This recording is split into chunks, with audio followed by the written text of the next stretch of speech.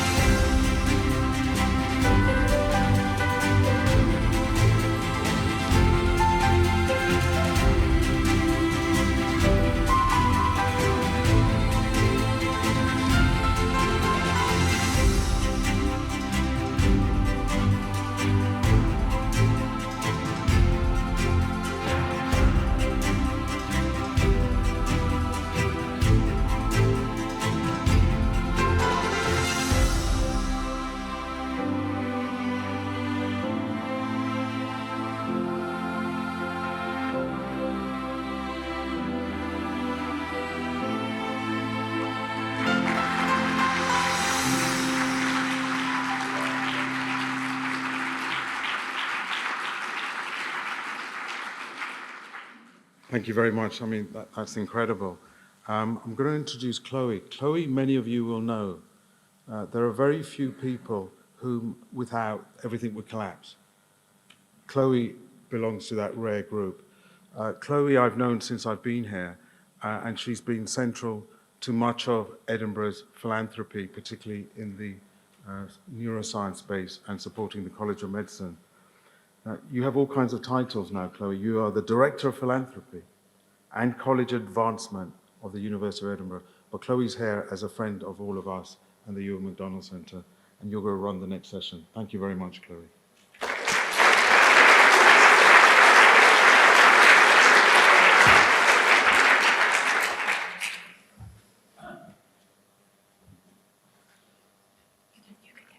Okay, I'm not safe to drive. Rebecca's going to do the driving. Thank you so much, Siddharthan, for those incredibly kind words. And I confess to being very moved by that video we just saw. What an amazing guy. And he's the reason that we're all here today. I am absolutely thrilled to be introducing this public session. We have heard in this morning's session from some colleagues who have trained at the Euan MacDonald Centre, published their papers, gone on to fantastic careers across the globe. And many of them have come back to Edinburgh today and have described this as coming home. This to me feels like a homecoming, and it also feels like family. I'm looking out at hundreds of people in a room today, many of whom I know. I know you through your journey at the Euan MacDonald Centre. I know you through your journeys through Euan's Guide and SpeakUnique. You're friends of the Euan MacDonald Centre. You're friends of the MacDonald family. You're friends of the University of Edinburgh. You're friends of Euan's Guide, and you're friends of SpeakUnique. I cannot thank you enough for showing your support today and for coming along and helping us to celebrate what is fantastic and positive work that has been going on in this city for 2 decades now. So without further ado, I'd like to introduce you to some of my wonderful collaborators, colleagues and friends. First up, I think, is Euan's Guide. So Euan's Guide was established by Euan and his sister Kiki. It has been ably held by Kiki and Antonia for many, many years. And I know that they have some friends here today to tell you about the impact of this incredibly powerful project. So I think, without further ado, shall I ask you if you would like to take to the stage? Thank you very much.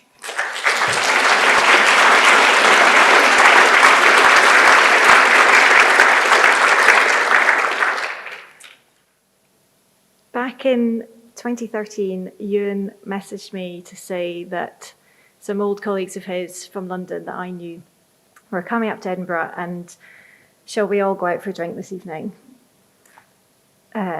Pretty simple question. And I said, sure, but where are we going to go?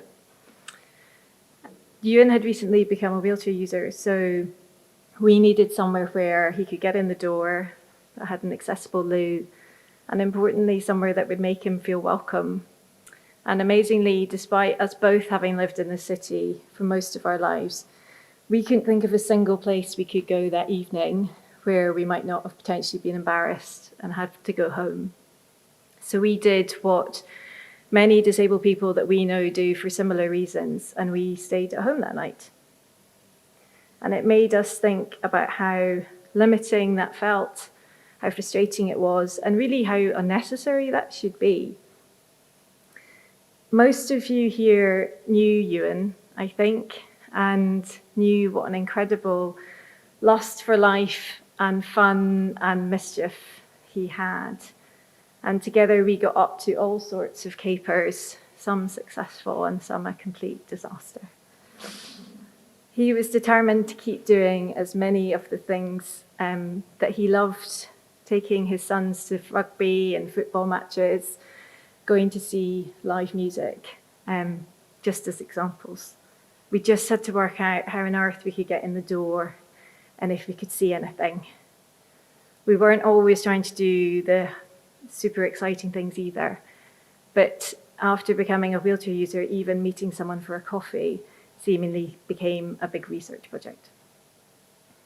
Over time, we built up something akin to a local directory, which cinema was good for access, how to take Euan to go with him to see Hibs both at home and away as a disabled fan, and hopefully not get a football in the face, which live music venues were actually accessible as opposed to the ones where we got paid money to go away and not say how bad it was to anybody.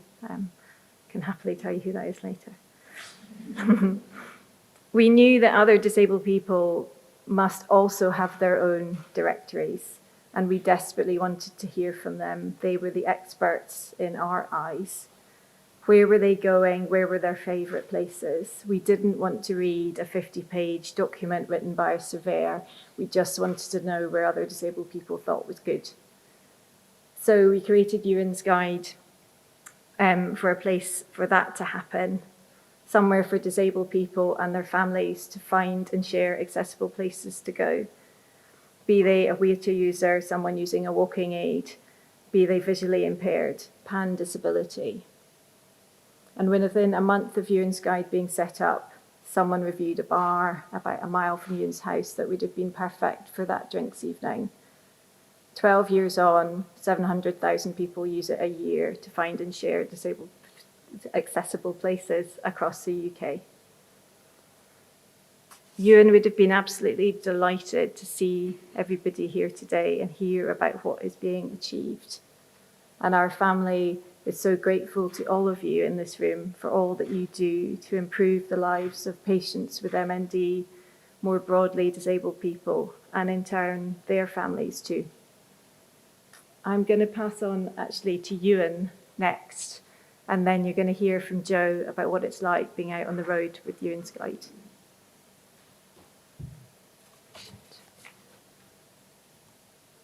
I'm Euan MacDonald, the founder of Euan's Guide.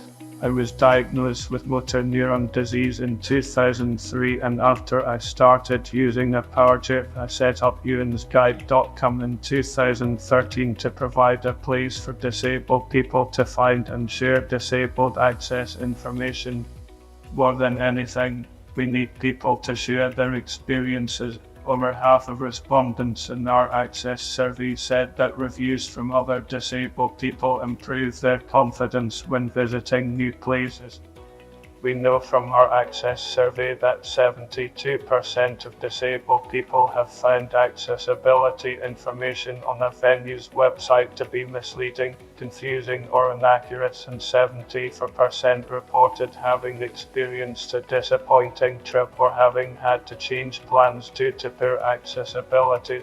This causes unnecessary stress and feelings of exclusion. We'd like to say thank you to each and every one of our brilliant volunteers, ambassadors and reviewers. We couldn't do what we do without you.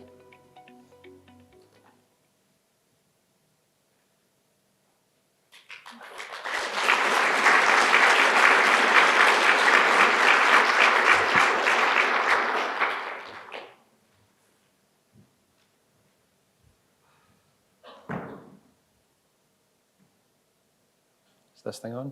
Good. So as community manager at Euan's Guide, I like to think I have one of the most exciting roles at the charity. I manage a small team of disabled adventurers who get to travel across the UK, reviewing accessibility in the most weird and wonderful of places. But the best part of my role is seeing the impact of Euan's vision firsthand. I was recently in Belfast at Grand Central Station, and I was queuing to view the accessible toilet, the changing places toilet, and I was behind a man named Colin. And I got chatting to him because that's what I tend to do. And Colin explained to me that his wife and daughter were using the facility. And Colin said to me that he was so glad that Belfast finally had a changing places toilet, and he explained he'd built an entire day around this one location. Because I'd been all over Belfast the previous day, I told Colin there was actually 7 other accessible toilets, or changing places toilets, sorry. And Colin was blown away by that. Because of that conversation and finding out these facilities existed, he now had the opportunity to make more memories with his daughter and find more places to go. But Colin said to me, that's really good to hear. And you know what? I wish there was a website where people could find information about toilets or cool places to go. And I was like, well, funny you should say that. So I took my phone out of my pocket, I gave Colin a quick run through of Euan's Guide, and he was blown away. Ultimately, Euan's Guide gave Colin, his wife, and his daughter more than disabled access information. It gave them a way to make new memories. And when I'm out there in the world, I make sure to document accessible toilets because I know how important they are to our community and people like Colin and his daughter. And occasionally I'll be somewhere and I'll find one of our Euan's Guide red cord cards installed in an accessible toilet. And that tells me a few things.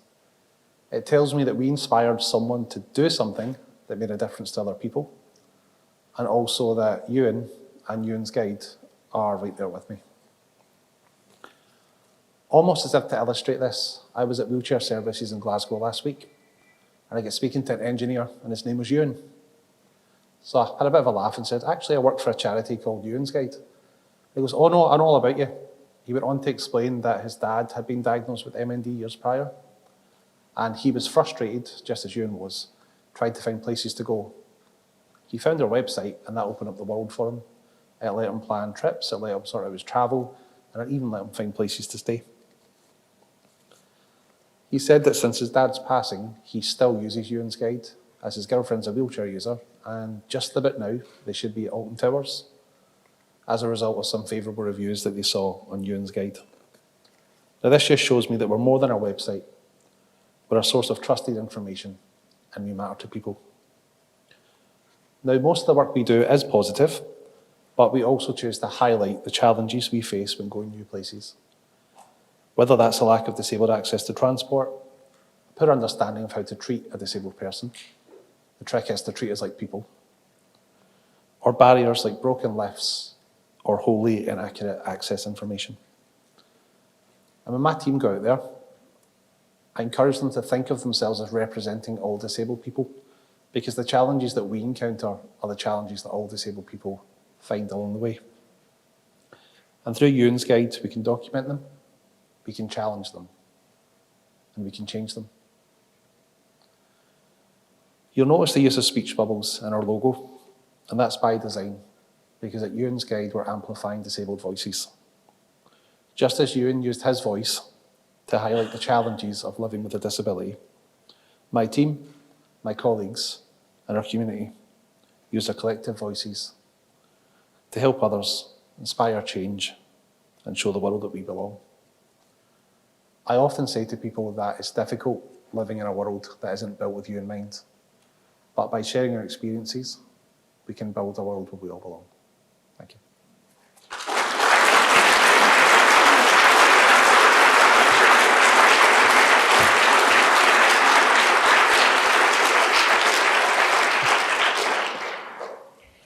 So, you've heard from Kiki about why she and Euan set up Euan's Guide, and you've heard from Joe about the very real and still current challenges that we're here to tackle.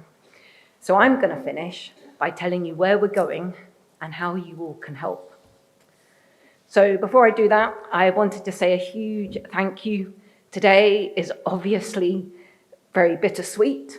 It's been a challenging 15 months. But we are honoured to carry on Euan's vision and his legacy. And doesn't it feel so good to be here paying tribute to Euan alongside our pals at the Euan MacDonald Centre, SpeakUnique, and you all.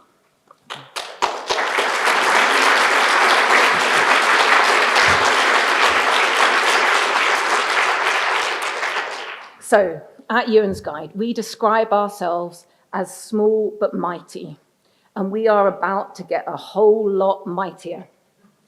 We are entering an ambitious growth period, and we've got plans to scale up significantly over the next few years. Behind me, you might have spotted our new logo. This incorporates Euan's handwriting, ensuring that he's always at the heart of what we're going to do. And this is a very sneak preview of our new website, which is launching imminently.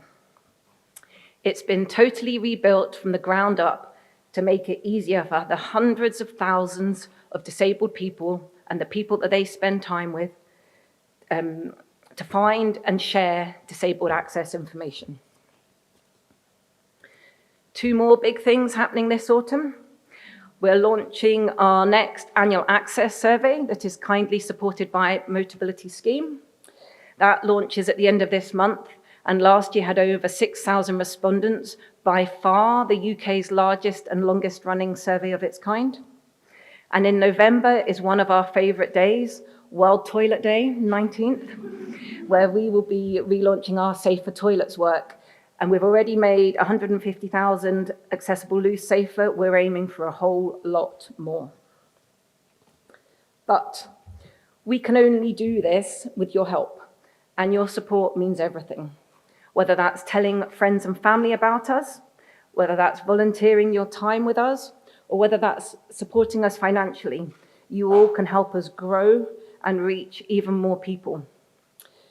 Delighted to say that most of our small but mighty team are here today. Most people are wearing hoodies, I think, so please do come and say hello and learn more afterwards. And then thank you so much for your support. We cannot wait to show you what's coming next.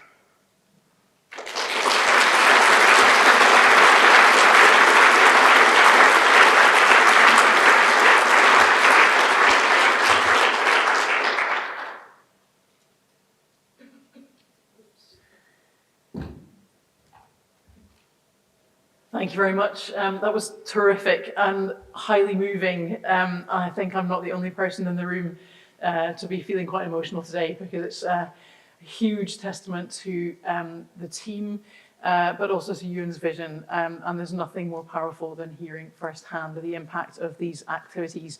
We live in difficult times, and this particular project is an example of people working hard to change things for good, and it's just really inspiring. Thank you very much. I'll give you another round of applause.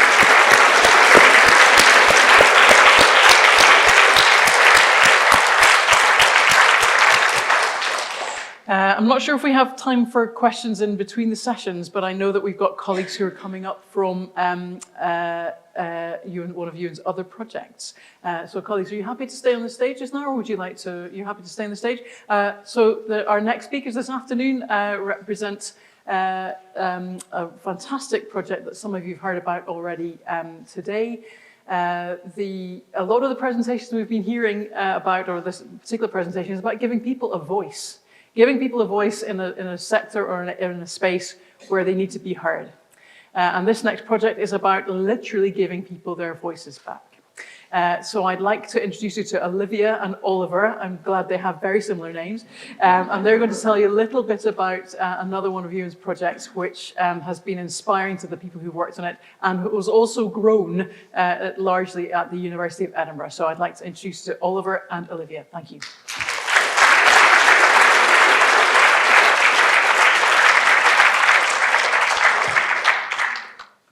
So it's great to be from a computer speech company and always have trouble with the audio setup. So, I'm Oliver, CTO at SpeakUnique, and I'm joined by Olivia today. I'll hand over to Olivia to say a bit about the services that we offer currently to our customers, and then I'll come back in. Then I'll come back in a while to say something about the research focus that we have at the moment. But yeah, over to you, Olivia. Hello, my name is Olivia, and I'm going to tell you a little bit about how SpeakUnique came to be. Everything Euan has done through his legacy of Euan MacDonald Centre and Euan's Guide has been aimed at improving lives of people living with conditions like MND. But another great challenge, a very personal challenge that he has identified, was the loss of his ability to speak. A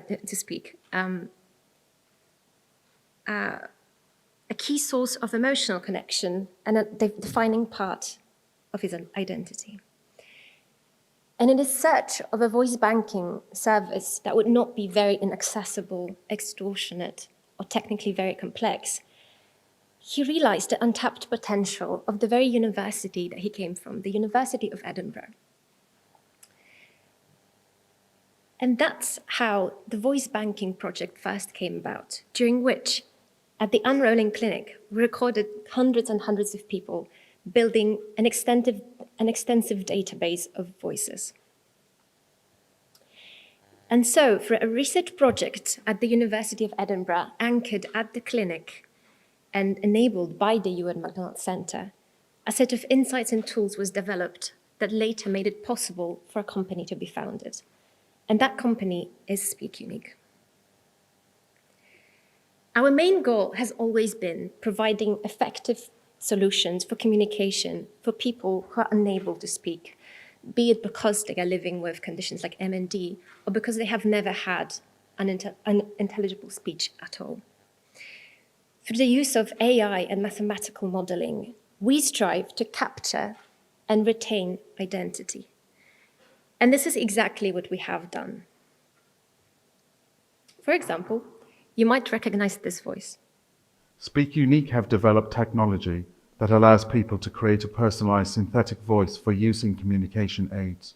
Our mission is to provide personalized synthetic voices simply and quickly to those with impaired, unintelligible, or at-risk speech. This means people can retain their identity and communicate in a voice that sounds like their own, even when natural speech is not possible. Thank you, Siddharthan. However, during our research phase, we soon realized that for a lot of people, symptoms such as dysarthria or slurring are already present at the time of diagnosis and at the time of recording. And traditional methods of voice banking would only serve to sort of retain those symptoms in the synthetic voice.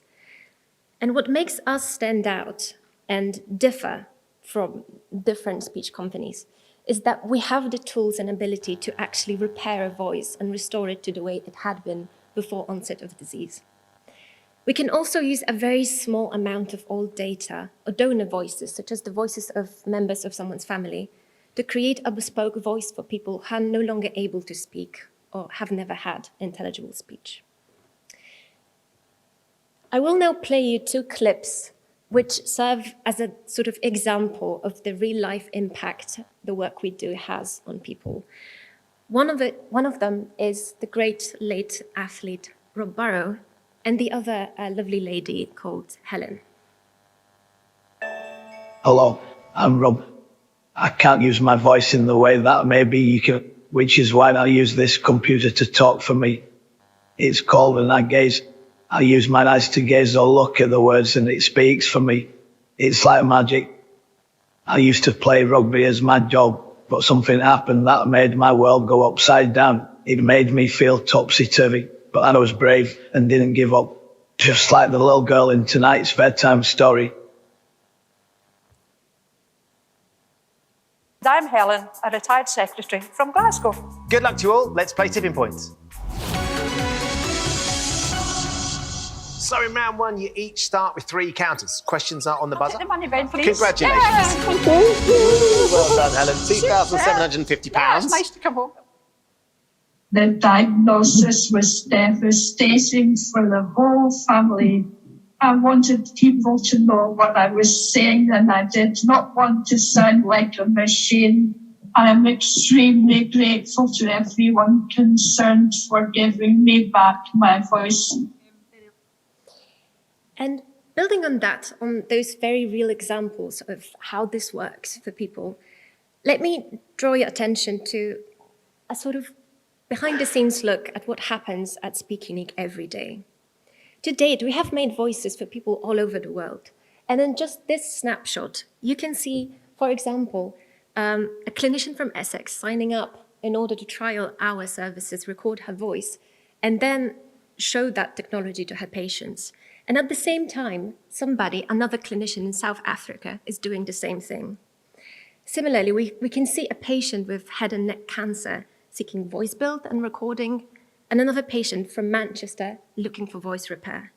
As of today, we have over 10,000 users all over the world using our services. And over the years, we have been moved by a wealth of testimonials from our users and their families, some of which you can see here. And this brings me to a key part of what makes SpeakUnique so unique. What makes us stand apart from other speech synthesis companies with a more commercial focus is precisely our focus on communication aids and accessibility. because of our values and because at heart we strive to prioritize accessibility and utility for our users, we have a full-time speech and language therapist, Linda, as well as a whole dedicated team striving to improve and tailor our services and voices to our users' individual needs. And it's through our individual investment in each client and how closely we work with clinicians and healthcare professionals that we have managed to establish partnerships with charities all over the UK and abroad. And we have even gone as far as to influence the Scottish law, managing to establish that patients have the right to have the voice funded by the NHS.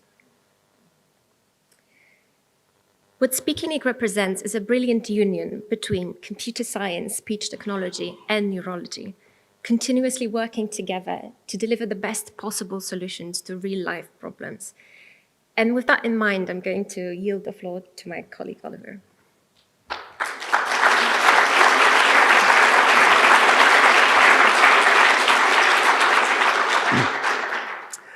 So Olivia's told you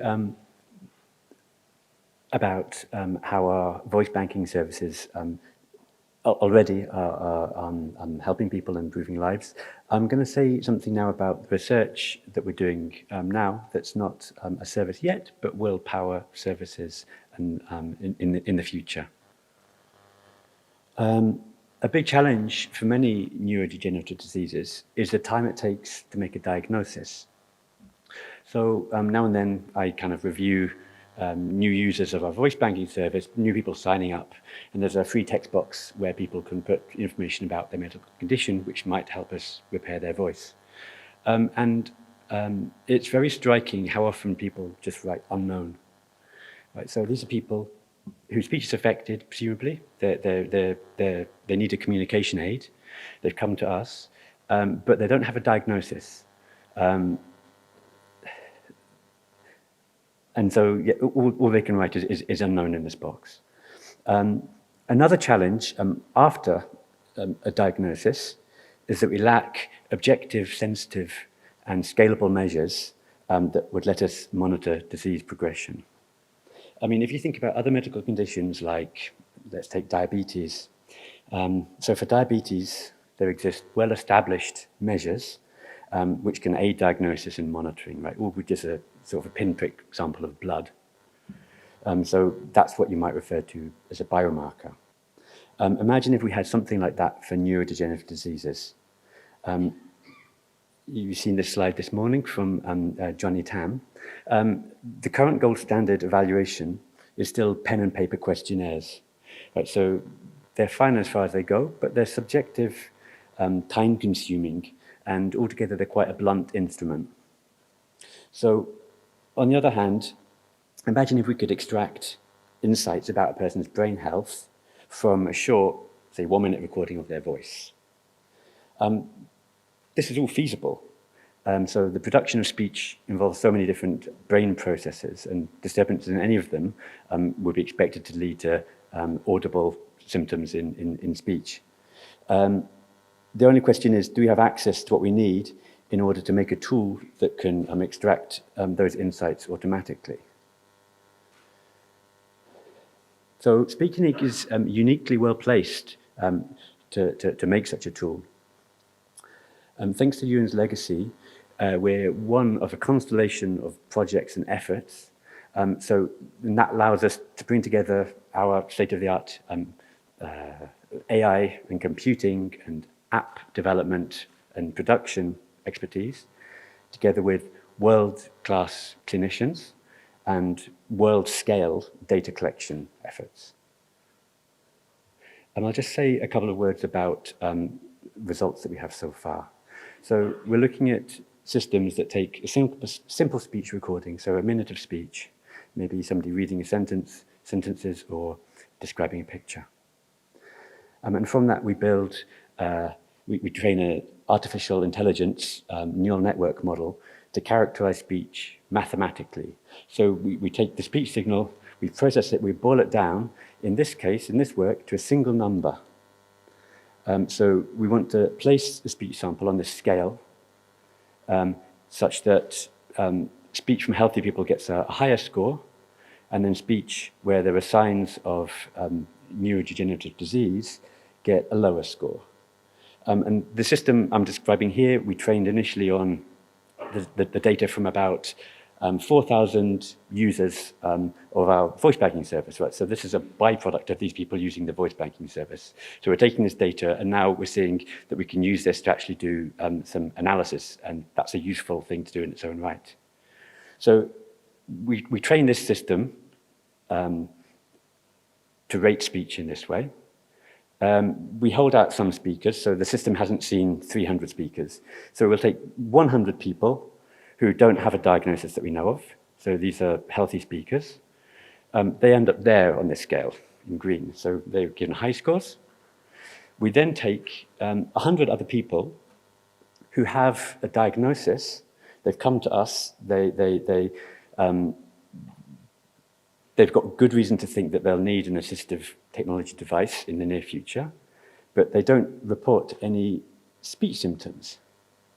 So these are people who, according to their report, sound healthy. So to the human ear, they sound healthy. It turns out that our system can actually separate them quite clearly from the healthy group of people. So it seems that the system is able to attend to features in the speech which are either inaudible or ignored by human listeners. And lastly, if we take 100 people who report audible change in their speech, they get a lower score in this scale as well. But it's interesting to note that the blue and red groups here, there's a sort of smooth continuum between them, right? So we're doing much more here than just dividing into 3 classes and categorizing very cleanly. What we're actually getting is much more useful. It's a much more finely varying measure that will let us track change over time. And it's worth saying, so these results are from this model that we trained on voice banking data. So in collaboration with the Rolling Clinic and the Euan MacDonald Centre, we've also tested out these ideas on much smaller but much better curated data collected especially for this purpose, and found very, very similar changes. And our measures correlate with the clinical ground truth. And if you saw my PhD student Johnny Tam's presentation this morning, you'll see also that this approach shows very promising cross-lingual capabilities. So just to recap what he explained this morning, we take some data in English, we train such a system, and then that system can generalize not only to speakers it hasn't seen before, but to whole languages that it hasn't heard before. So he took a system trained in English and got very useful results on a Taiwanese Mandarin database. So all of this can power digital tools of the future, which will accelerate early diagnosis and let us monitor disease in a sensitive way, which in turn will let us design more efficient trials for new treatments. All of that is possible only if we can scale, right? So we've got the makings of a promising algorithm. We've got to package it up and send it out into the world. At SpeakUnique, we've got experience of doing that. We have apps already, and we've got a prototype app initially for data collection, but it's going to be rolled out in the Rolling Clinic from early next year in order to capture data. And longer term, this will be, it forms the foundation of an app that will feed back insights. So it's the foundation of this future app.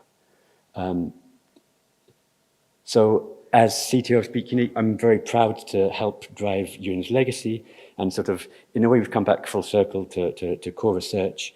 Euan's vision was that research at the university can be turned into impact and improve people's lives, and that's what's going to happen here. Thanks very much for your attention.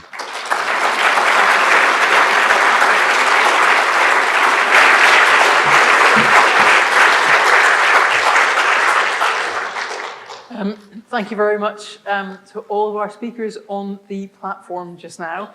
I think what we've heard are examples of very positive change. The projects that you've heard about today make direct impact on humans now, and that is hugely, hugely laudable. Much of the activity that you've seen on the stage today has come from research programs, research activities, and a range of different people working hard to assess what people need in real terms. And I think it's a huge, both projects have been hugely successful. The other thing I'd like to say, particularly about Euan's guide, one of the many, many things I love about Euan's guide, it is not a charity that wants to shine a light on the negative. It focuses on where people are doing wonderful things, where activities are being, where they're seeing very positive change. And I think in the spirit of positivity, I would like us to all put our hands together once again to say thank you very much to our wonderful speakers.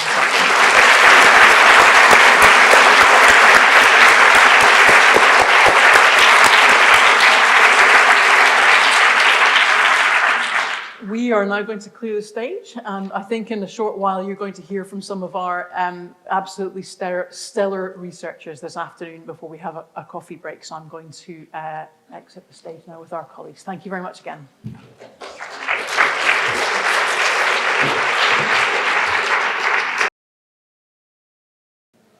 So that was incredible what we heard from both the groups. And Oliver, I've got to say to you, you make it all sound very simple.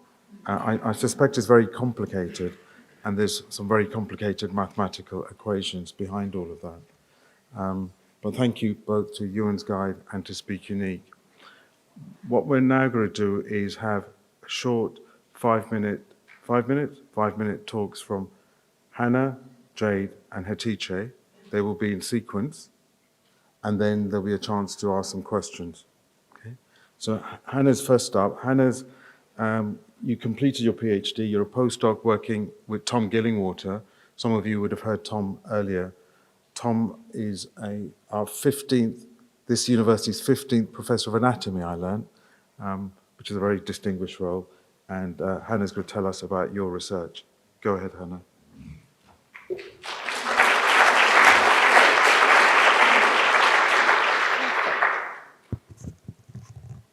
Yeah, I'll just reintroduce myself. I'm Dr. Hannah Smith. I'm working at the University of Edinburgh at the moment under Professor Tom Gillingwater. And today I'd like to tell you about my research. I'm really honoured to tell you about it. And it's titled Spot the Difference, Finding Changes to Protein Production in Motor Neuron Disease. So I think we're all aware in this room that there's kind of two major problems facing motor neuron disease research and the people living with motor neuron disease. Problem number one is that there's no definitive test for MND, which leads to a delay in diagnosis. Problem number two is that there are almost no effective treatments for MND. Now, I'm what you'd call a basic fundamental scientist, which means I sit in a lab bench all day and I like to dig really deep into what's actually going on in motor neuron disease in the cells. So for me as a researcher, I might rephrase this question or problem as, okay, we need to find new proteins that are present in MND that we can make diagnostic tests with. And we need to find new proteins that can be targeted by drugs for treating MND. And for me, I think there's kind of a common solution here, which is at early stages of MND, what changes are taking place in the motor neurons? And for my research specifically, what proteins are different between healthy and MND motor neurons that we can identify and then target? So you've noticed that I keep saying the word proteins over and over. And you might be sitting thinking, oh, great, I drink a protein shake at the gym, this is all great. I mean proteins a little bit differently. So I'd like to explain what I mean when I say proteins. So in motor neurons, or really any cells, they have to respond to the world around them and do their function. And so to do that, they have little factories that are spinning away constantly, producing these building blocks that are required for how the cell does its job. So for example, maybe one of these is a protein that actually communicates with the muscle. Maybe there's a second protein that produces the energy that the motor neuron needs. Maybe there's another protein that forms the structure of the cell. There's actually thousands of these, but we'll just stay there. Now, in motor neuron disease, the motor neuron degenerates, but the cell still has to do the same thing, where it has to sit there and produce the proteins it needs to function. Now, in almost all cases of MND in the motor neuron, there's actually a buildup of this very toxic protein called TDP43. And we actually know that this protein can kind of gum up these protein-producing factories. But what we still don't really know is what impact does that have on the proteins that are actually being produced? Are they the same? Are they different? Different levels? We're not sure. And that's where I come in. So I sadly only have 5 minutes, so I can't go into how I actually looked at this. But the information I have is essentially an extremely complicated spot the difference game. So I'll just give you a few seconds. Time's up. Time's up. Too fast. So maybe you notice that in the healthy group, there's a couple of things that are not present in the MND group. So for example, this ribbon or this cloud. Now, if I think about this, I would say that proteins that are in the healthy data, but they're not in the MND data, maybe they're actually needed for the motor neuron to survive and be healthy. This would be a great target for drugs which could restore these proteins back to a normal level, and maybe that would improve motor neuron health. On the other hand, maybe you notice that there's a couple of ones that are present in the MND data, but they're missing in the healthy data. And for me, that would be a great one to say, maybe they're toxic, maybe they're damaging the motor neuron.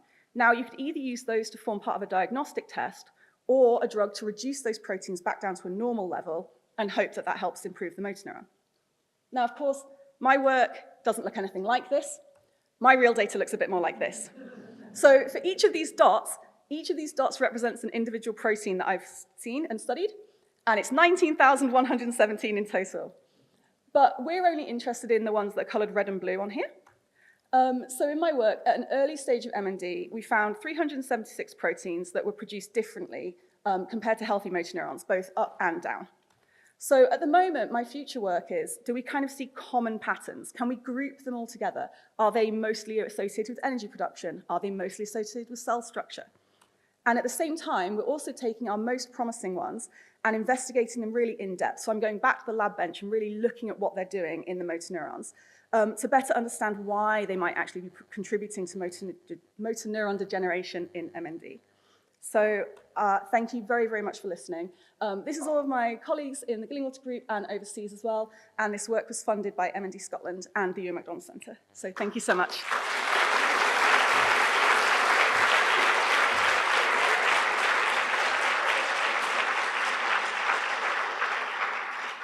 Brilliant, brilliant. We'll have questions in a moment. Jade is a final year PhD. Is your final year? Yeah, PhD. I should know, Jade is working with us and other colleagues. You came from UCL, you came for the weather, and you're going to tell us about your research. Go ahead. Thank you so much, Siddharthan.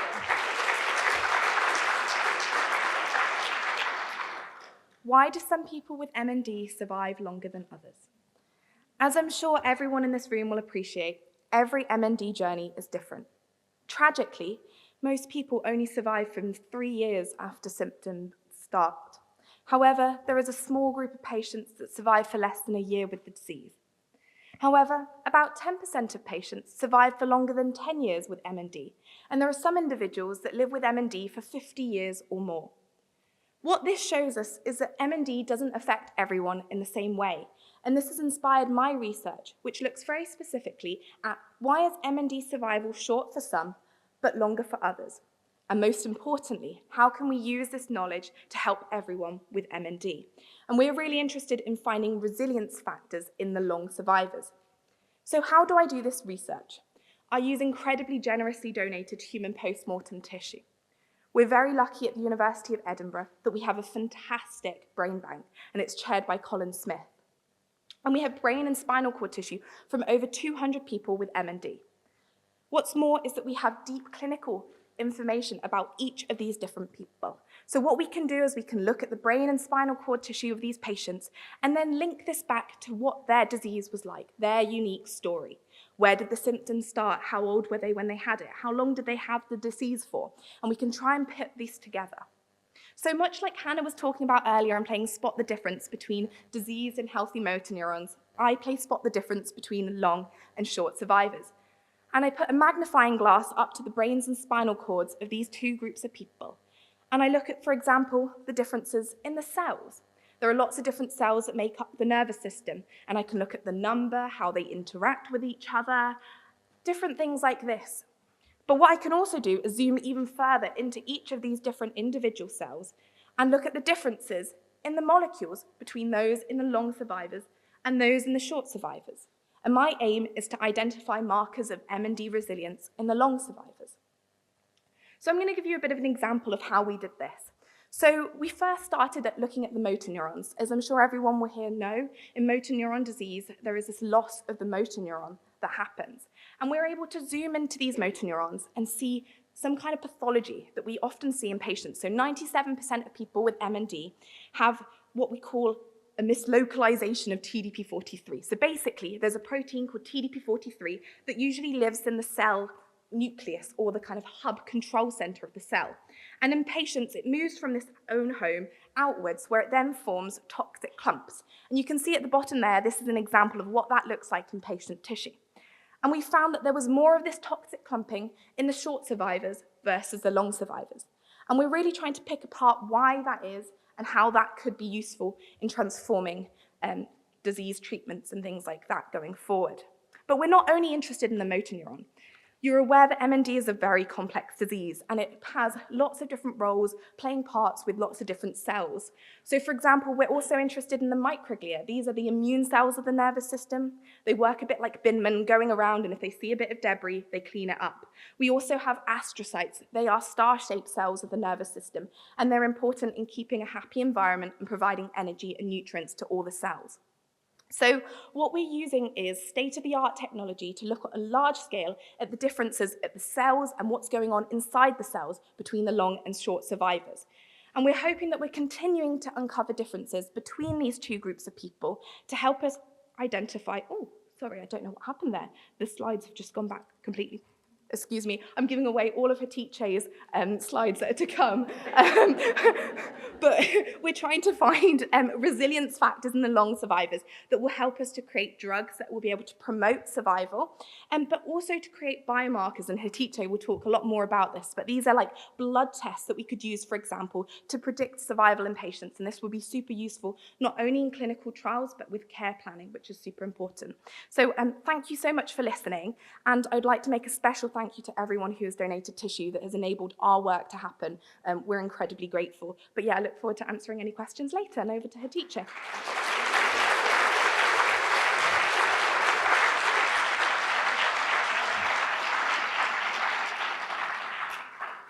Very good, Jade. Very good indeed. They're all very good. I think we can conclude that.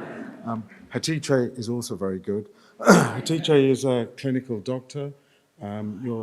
You're also in your third year of your PhD, about to start your third year of your PhD, and you'll see from what Hatice is going to speak about, it's a continuation really of what you've heard already from Hannah and Jade. Go ahead, Hatice.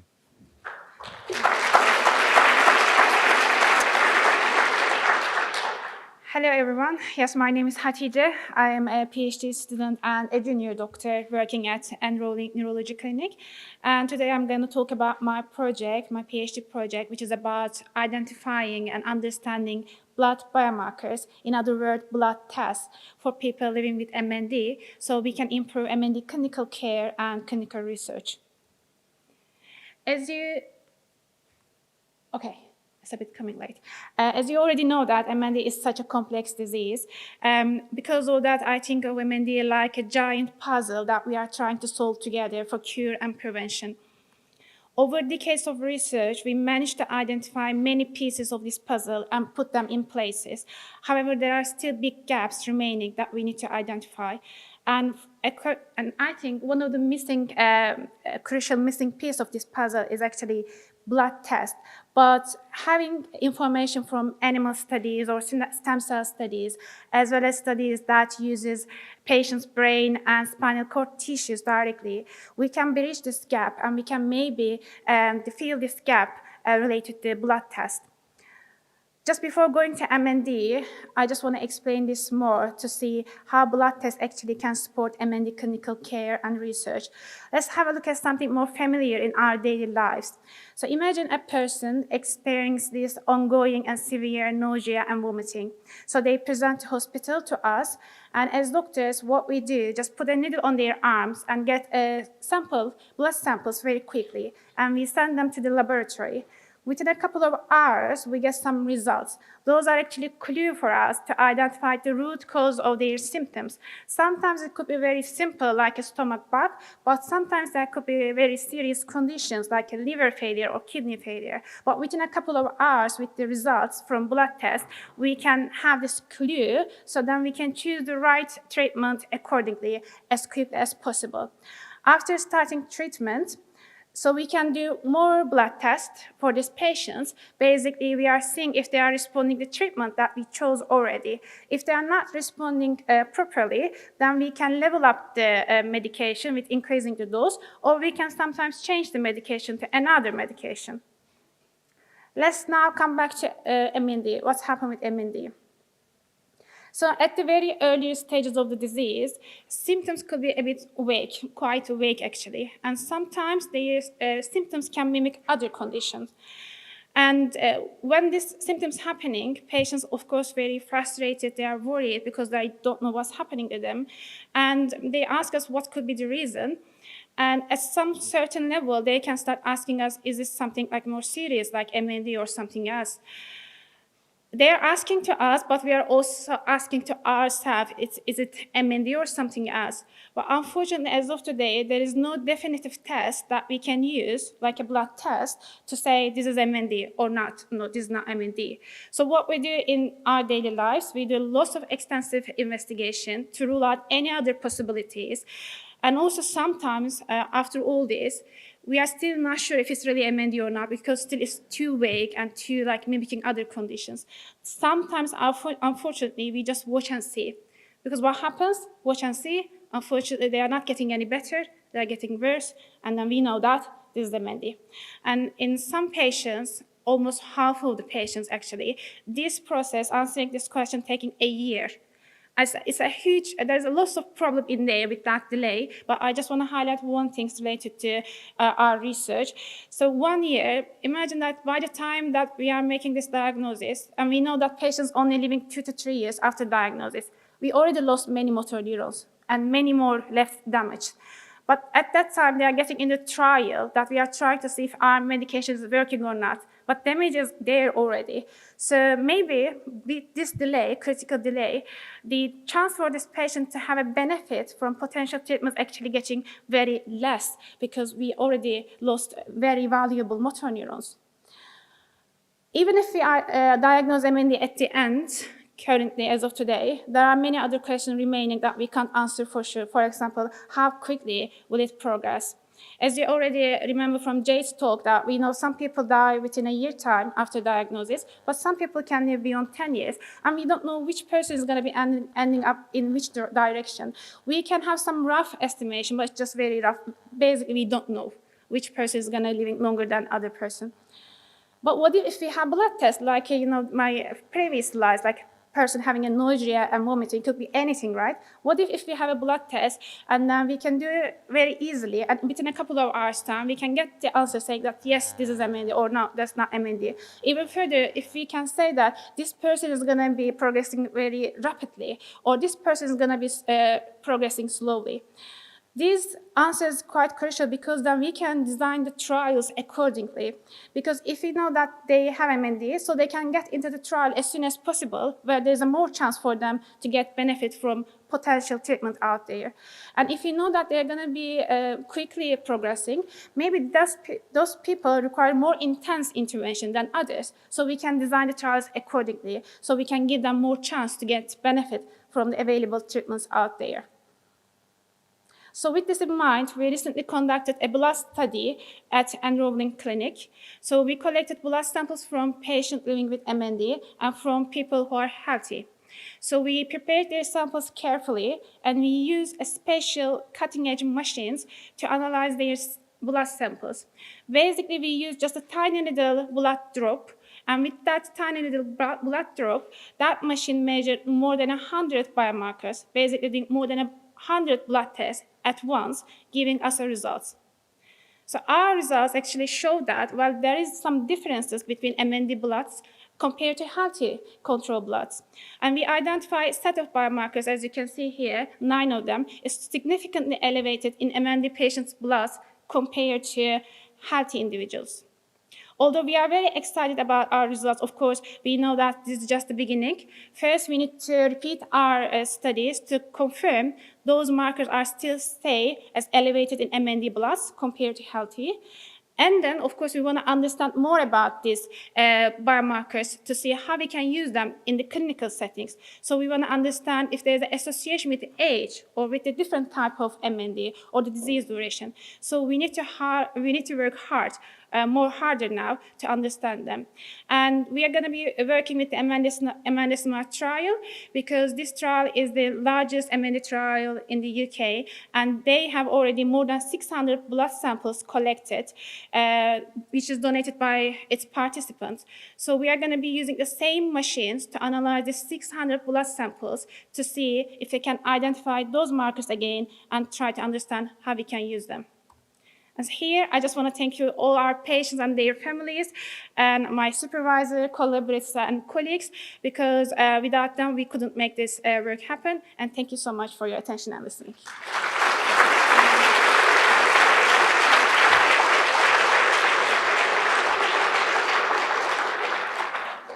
I told you she was good. I want to thank all three of you, first of all. You gave fabulous talks that were informative, engaging, and accessible. That's not easy to do at the best of times, never mind with this crowd. So thank you very much.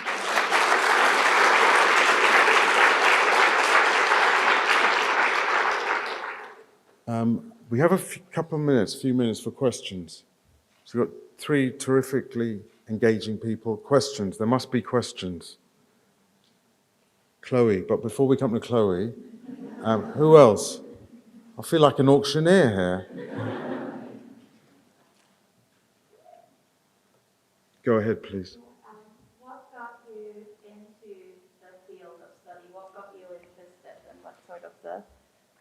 Oh yeah, how did you end up studying what you're studying? Anybody? Hannah? Oh.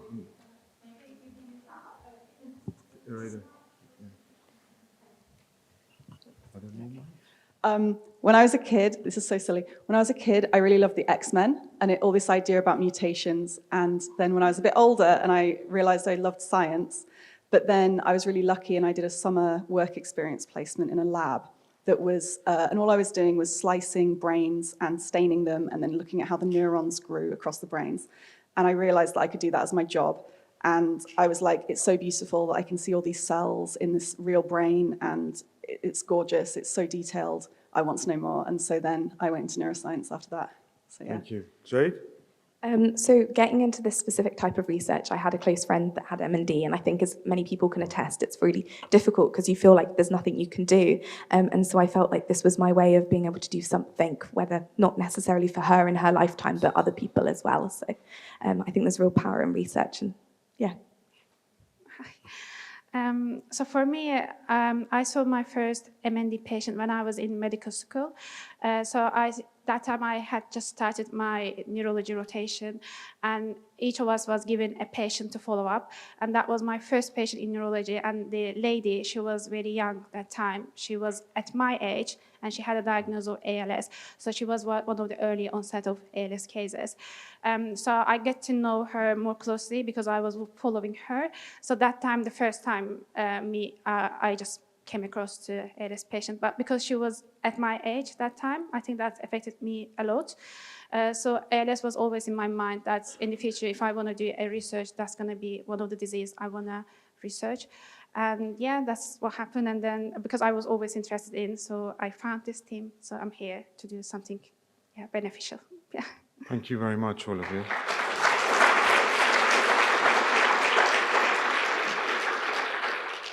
Any other questions? Donald, Ireda, could you give the mic here, please?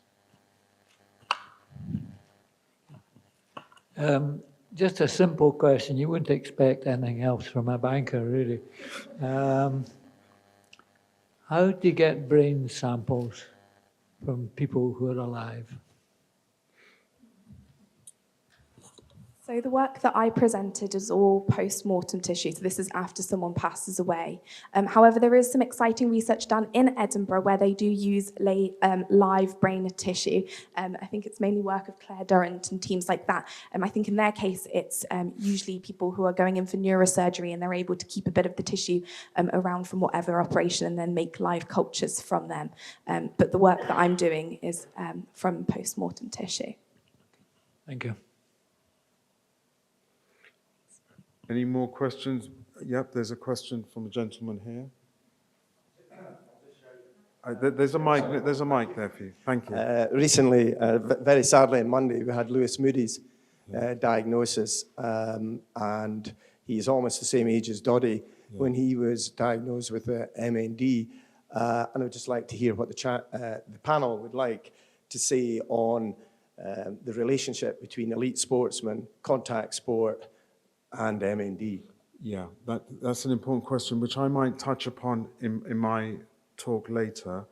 But our three colleagues here may have insights as well. The bottom line is we don't know, but there's something there. But I think you may get a better answer from these three. Yeah, it's not really our focus. There are many groups currently looking into kind of finding these causal links or seeing if statistically it is correlated between sort of impact sports and this sort of thing, in the same way that there are many other environmental factors that have been identified that might not be 100% you will definitely get it, but might just tip you kind of over the cliff. I once saw a talk where someone described it as falling down a flight of stairs. So maybe if you're unlucky and you fall down 1 or 2 flights of stairs but catch yourself, maybe that's a risk factor that you might be more likely to develop ALS or MND, but you've caught yourself. Then there are some unlucky people who trip down 5 flights of stairs and then they develop MND in that case. So it's not really what we're looking into, but there are people doing that as a thing. If you have any observations to make, do so, but don't feel you need to. No, that's fine. Did you want to say anything, Jay? No. On that note, I think we'll close this session. I want to close this by thanking all three of you, but I also want to thank the people who spoke from Euan's Guide and SpeakUnique. It is not easy to speak like this to an audience in this context. I'm hugely impressed by what I've heard. I hope you are.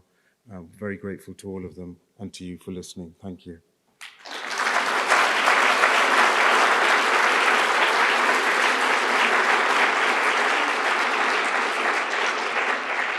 We've got about half an hour for coffee in 2 or 3 stations, and then if you're able to come back for 4, then there's a public lecture by 3 people. Thank you.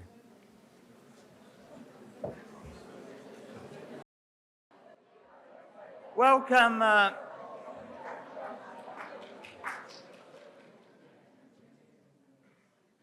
Welcome, everybody. My name's David Argyle. I have the huge privilege of being the head of college and vice principal for medicine and veterinary medicine here at the University of Edinburgh.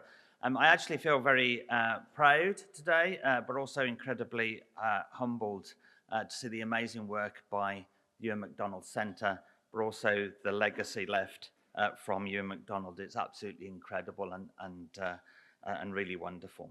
The university does 2 things. It advances knowledge and it educates the next generation. And those 2 things are inextricably linked.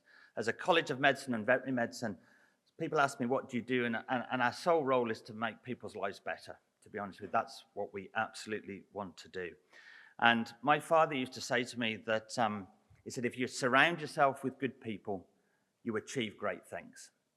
He preceded that with, you may be useless, but. And I have to say, I am surrounded not only by some of the best brains in the country to work on this, but the people most committed and passionate about making new treatments and what they do. So it's absolutely incredible to be here. And we've got 3 great speakers for this public lecture. And I am going to ask people to ask questions afterwards and, think them up as you go along. First speaker, Siddharthan Chandran, Director of the Euan MacDonald Centre for MND Research and Director of the UK MRC Dementia Research Institute. Siddharthan is an incredible human being. I am so proud to be a colleague of his in the college, and the Euan MacDonald Centre has been under great leadership.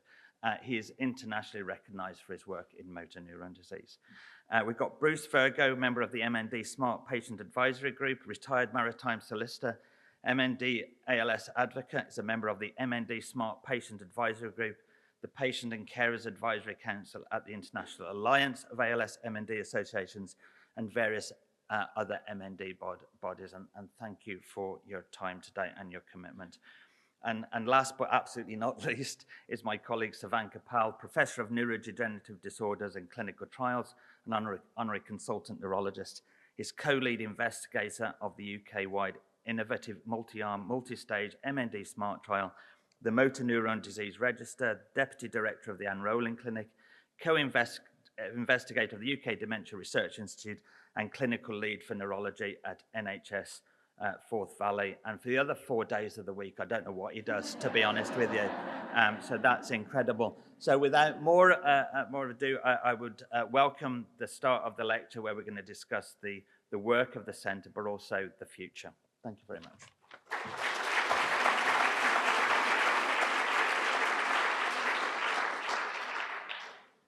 Thank you very much, David, and thank you all for being here today. It's a very special day. So this is a talk in 3 parts. I will first speak about the problem, the centre, and our direction. I'm just the warm-up act for Bruce, and then Bruce is going to tell us his perspective around his work with us from the very beginning. At the heart of everything we do is a co-production from the ground floor with people living with the disease. It's an obvious point, but it's not always done. And then hand over to Savanka, who, as you heard, he's got all these roles, but he's found a bit of time to come here today. And he will tell us about MND Smart that he has magnificently led. And then I'll close it off by telling you a bit about the long-term future, but also the importance of partnerships, working across sectors, working across and building teams, because I think that's the way we will make a difference here. So I'm just going to begin by telling you a little bit about the disease. Now, this will be familiar to most of you, but not all. So the lecture is positioned so it's, I hope, relevant and accessible to anybody, and not just medics or scientists. So what is motor neuron disease? We know a lot about this. It's essentially a disorder characterized by loss of the motor nerve cells that exist in the brain and the spinal cord and connect to muscle. And you can see this highlighted here in brown. And when this goes wrong, you lose connections to muscles. And obviously what happens then is terrible. And it results in paralysis and ultimately problems swallowing, speaking, we call that bulbar problems, and then problems with breathing. And it's the problems with breathing that ultimately lead to this being a fatal condition. Sadly, you all know that this is incurable. It's often regarded as a rare condition, but actually the lifetime risk is 1 in 350. So 350 adults, 1 person will get ALS or motor neuron disease. When framed that way, it doesn't seem so rare. And I don't think it is. The prognosis is poor. Sadly, the majority of people die within 2, 3, 4 years of diagnosis, and 1 in 3 people die within 1 year of diagnosis. And you heard a bit about that from our earlier speakers, Jade and Hannah.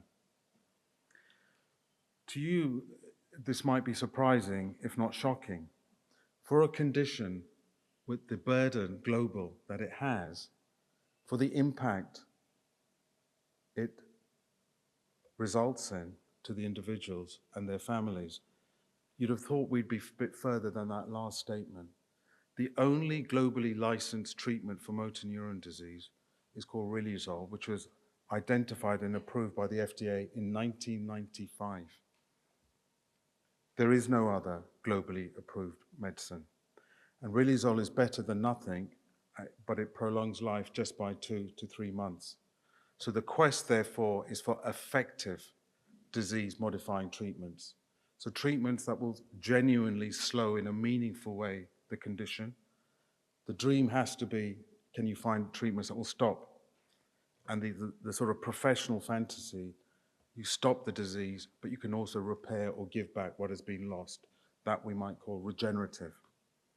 So that's the problem. And what's the beginnings of the centre here? Those of you who are here in the morning would have seen parts of this. There was a community at this university. This is a great university, been influencing the world since 1583. And unbeknown to many people, there was a lot of work going on around motor neuron disease, but they just weren't clustered together. And then this group emerged called Edmund. Okay, I mean, scientists, not just scientists, there's all these crazy acronyms, but here's one, Edmund, okay? And you're going to hear MND Smart later. And then Richard Ribchester, who's here, was the convener of this. And they had a series of meetings which culminated in this meeting in 2007 in the zoo, okay? And all of the people whose pictures you can see are in this room today, all of them spoke. In addition, some of the world leaders also spoke. And Chris Shaw, bottom right, and Sharon Abrahams, you will hear from tomorrow. That led to, through the tragedy and the misfortune of Euan's circumstance of diagnosis, to Euan and Donald. And then a key person whose name hasn't been name-checked yet is John Saville. So John Saville was in David's role 1 cycle or 2 cycles back.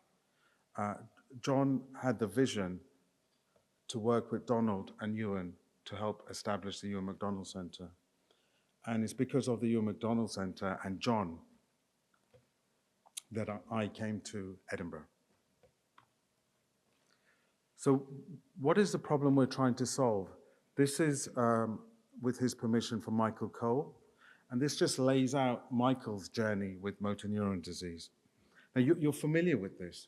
And essentially, it's a story of something's not quite right. GP's not sure. General doctor's not sure. Neurologist's not sure. Lots of tests, lots of pain, lots of weight, lots of frustration, lots of fear, lots of anxiety. The extinguishing slowly but steadily of hope. X years later, and then you meet somebody and you're told the diagnosis. This is not an unusual story. This is the reality. You've heard already, this simply is not good enough. What we all want when something goes wrong, you want a precise diagnosis. You want an indication of personal prognosis. You want opportunity to participate in research and trials because you understand, we all understand, particularly after COVID, that it's only through research and trials and studies in people with conditions do you ever advance knowledge, do you ever generate treatments. That's what the history of cancer has told us. So you want to know rightly, this is bloody awful, what's out there? Okay? So these are the 3 things we need to address. Why does it take so long to get a diagnosis? What treatments are there? And what trials are available? So that's the background and the imperative and driver of the Euan MacDonald Centre.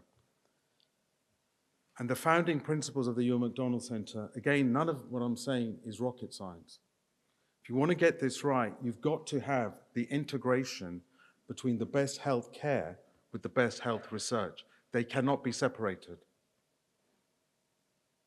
And if you really want to build this, you need to work with people, you need to get the right people in, and you need to train people, because you need to identify and grow the next generation of discovery scientists, but also delivery scientists, delivery practitioners. And this cuts across sectors, it cuts across disciplines. It's not just about doctors, it's not just about scientists, it's not just about nurses, allied health professionals. We heard about Linda. Where's Linda? Linda? Hands up? Maybe Linda's... there you are, Linda. I thought you'd escaped. So Linda is a speech-language therapist who's been with us for 14 years. So Linda is important. Everybody's important in this effort. That's why I'm pointing that out. So it's against that background the Euan MacDonald Centre was established. And this is where we are today. The key themes are, you've got to work with people across sectors in collaboration. You've got to train the next generation. You've got to listen and work with people living with the condition. You've got to be inclusive. You need to be open to ideas. You cannot come with vested interests or prejudicial interests. The best science is open to ideas. If the cleaner has a terrific idea, you test it scientifically. It's a fundamental point. So this is where we are. This is a Pan-Scotland Institute or virtual centre. It's anchored in Edinburgh, but it's not about Edinburgh. These are the numbers. From the initial investment of brilliantly visionary targeted philanthropy by Donald back in 2007, that's leveraged many, many, many times over. In the scientific world, people often measure success by publications, papers. That's important, but in the end, what you need is breakthroughs and real impact. So the publication is important, but the real breakthroughs and impact haven't come yet, but I think we will get there. This is the next generation. So from this small initial activity, these are the number of people who've graduated, if you like, from the centre and all the allied organisations we're part of, including all the great Scottish ancient universities, of which Edinburgh is just one. And the alumni become tomorrow's ambassadors, not just for the centre, but for the disease.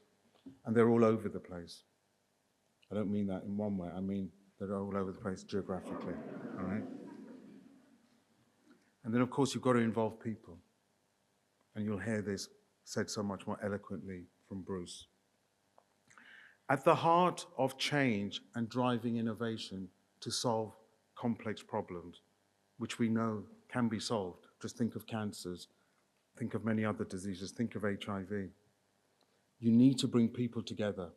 You need to bring people together beyond boundaries of scientific disciplines. Working in silos is a disaster. This is a lovely slide because it illustrates a group of people. The key person is Donald, who's in the far left, at one of the many, many Euan MacDonald Centre events, patient scientist events. There were many, and Euan attended so many of these, despite all the challenges he had. Even in the worst weather, the worst times, nearly always he would be there. And that's worth bearing in mind for colleagues who sometimes aren't at work because they're a bit down. I'm not saying to come to work if you're ill, but I'm saying you keep going. But look at all the different disciplines in this slide. It's amazing. The point is cross-disciplinary working. So that's the background. So a question I'm often asked, including by my mother, who is here, she puts it less politely, but essentially, what the bloody hell are you doing? How come? Where are those treatments? You know, what was all that education for? So the question is, why, despite decades and decades and billions of dollars of research, are we so far behind in diagnostics and therapeutics? There are many reasons for that, but fundamentally it is this. It is the paradox that the organ we are interested in, which is the brain and spinal cord, is the most complex organ in the human body by a country mile. And yet the paradox is we have the least sophisticated tools to study it. If anything goes wrong anywhere else in your body, what happens? The medic will put a camera, directly visualize it, and take a biopsy. And then they will subject that biopsy to the most sophisticated molecular interrogation. Something goes wrong in the brain, like motor neuron disease, we can't take a piece of the tissue. We're having to depend on indirect measures, which are simply not good enough for the organ that is so complicated, with over 100,000 brain nerve cells. And these trillions of contacts, these are those junctions and synapses you heard about earlier. So these are the problems. So we're reliant to study this most complex of disorders on very blunt tools. So we rely a lot on animal models. Now don't get me wrong, animal models, as you've heard before, are important. But it's not the same. If there is one organ with interspecies difference, it is the brain. The rodent models, rat models, rats do not have a neocortex in the way we have. How do you model depression, hallucination in an animal model? The motor circuit that is the fundamental problem in motor neuron disease in the human is different in terms of its organization. So there are important differences across the scales. That's not to say that animal models are not important, they are, but they're not the whole game. There is no point curing yet another animal model of motor neuron disease because that has led to so many false dawns. So we need to study the 21st century experimental model. That is called man. Sidney Brenner put that beautifully. Sidney Brenner, a great man, Nobel Prize laureate. He was also a fellow of King's College for 50 years at Cambridge. I was a fellow there for 8 years. And one of the dinners with him, this is the quote he told me, amongst many other things.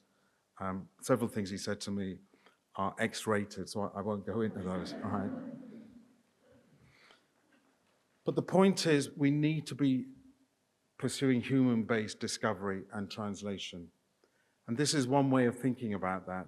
You need to bring together this cycle, which is virtuous, between patients, the discovery science, that's understanding what the problem is, the translational science, which is testing that in people, and then the definitive test, it is always the definitive test, is clinical trials. In the end, for your GP to prescribe anything, medicine has had to go through this process: discovery, translation, trials. And if it doesn't get into the GP's book, it's not worth talking about. Because that's what we want, that's what we need. We have a GP here, you'd agree. So I'm just going to run you through a little bit of these quartets. So the patients, you'll hear a bit more about this, and you've heard already.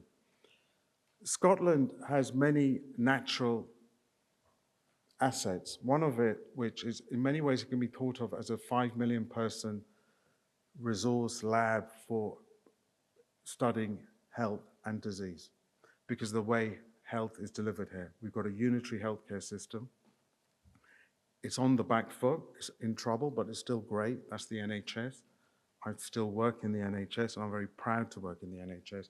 It's another fine public institution like this university. But we also have in Scotland this single health number, like an ID, which you carry through from birth to grave with all your health contacts. It allows so many possibilities about tracking people in an ethical way to understand disease causation, disease impact, and disease prevention. Putting all of that together, what you may not know, the very first in the world National Register for Motor Neuron Disease was in Scotland back in the late 80s and 90s. Nothing to do with me, but my predecessor, Charles Waller and Rob Swingler, established that. But like so much British innovation, it blossomed and then withered and then died. And then when the Euan MacDonald Centre was established, we resurrected it. This is an absolute national treasure and asset. Nowhere in the world has the ability to track with the accuracy that we have of 99% of all people with motor neuron disease in this country, we track in real time. And we've used that to also now improve healthcare by integrating care and research and offering people trials. And that's called Care MND. Now imagine you studying people, but then you want to think about human-based discovery. Many of you will know about stem cells. The earlier talks talked about stem cells. This slide today is doubly poignant.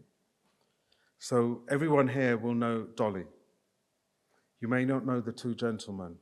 Sadly, the gentleman on the far left is Sir John Gurdon, who won the Nobel Prize with Yamanaka in 2012 for medicine. Sir John Gurdon died yesterday, or his death was announced yesterday. He was 92.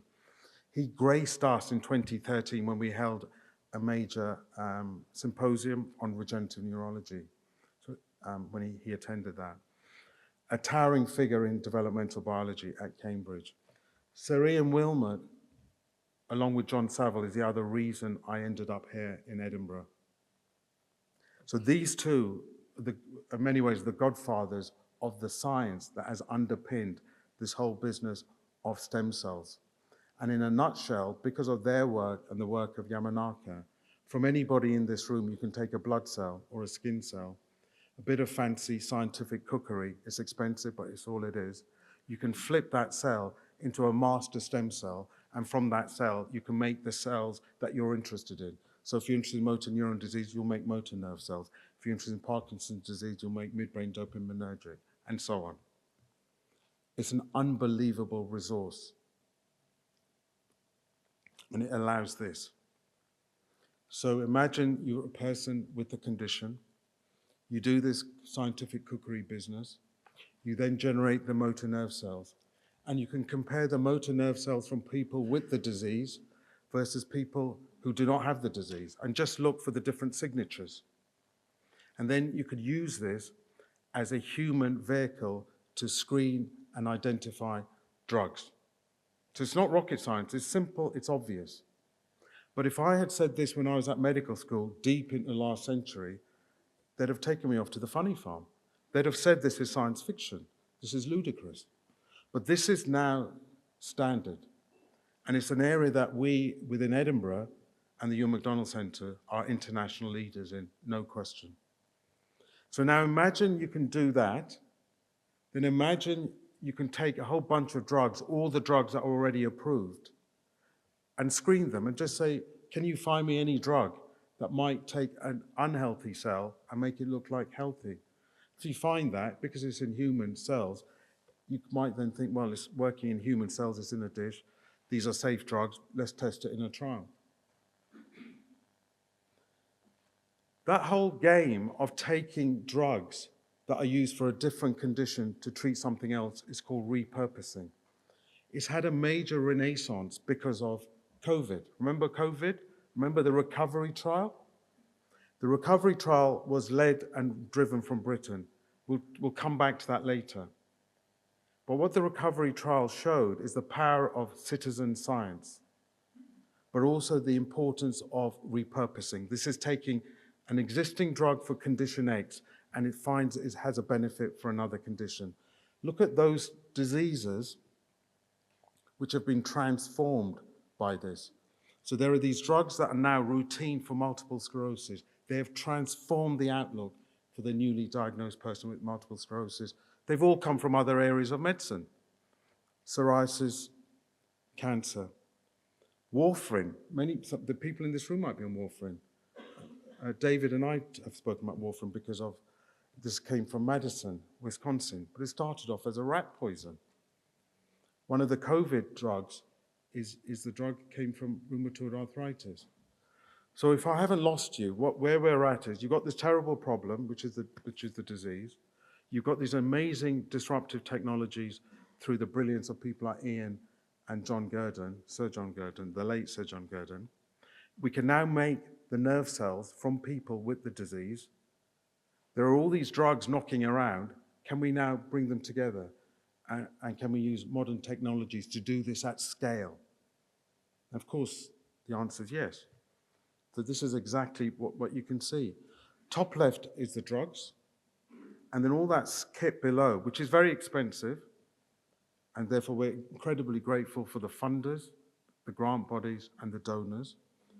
But what you're essentially doing is we've got automation where all those drugs are being looked at on these individual motor nerve cells or other cells, fancy computers, fancy image analysis. Nowadays, we'd call that AI.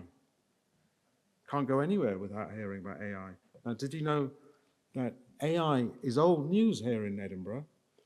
Edinburgh was teaching AI in the 60s. It was the second university in the world to establish artificial intelligence after Stanford.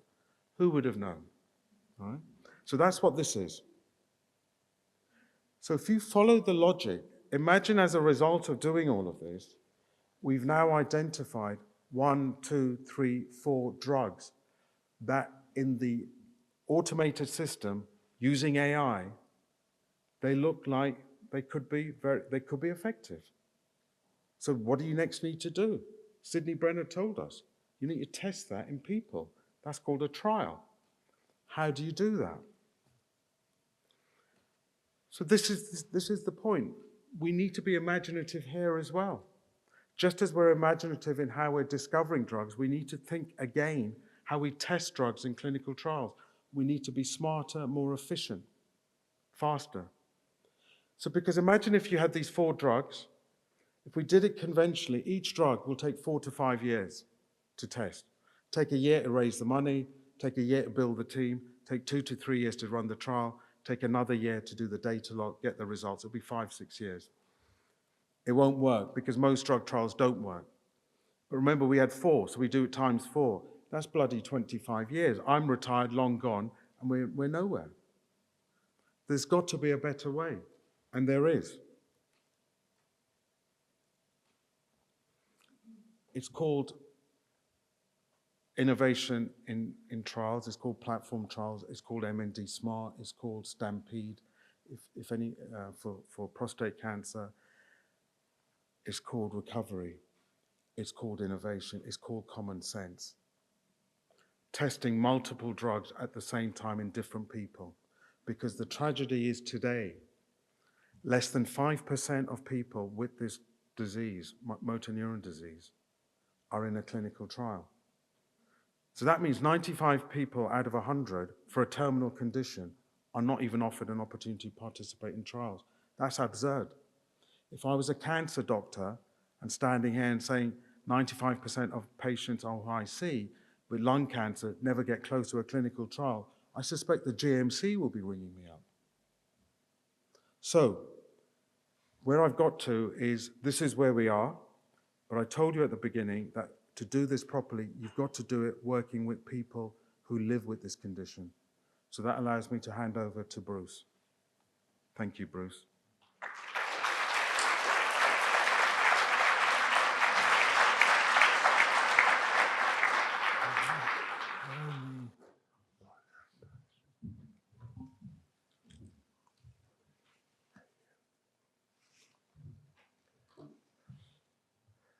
I'm honoured to have been asked to present here today on patient engagement in research.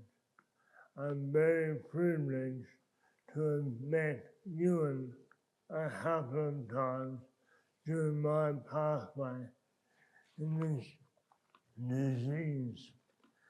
Diagnosed 11 years ago with MND's average prognosis of 3 years. I'm just lucky to be here. I was going to say standing, but I won't.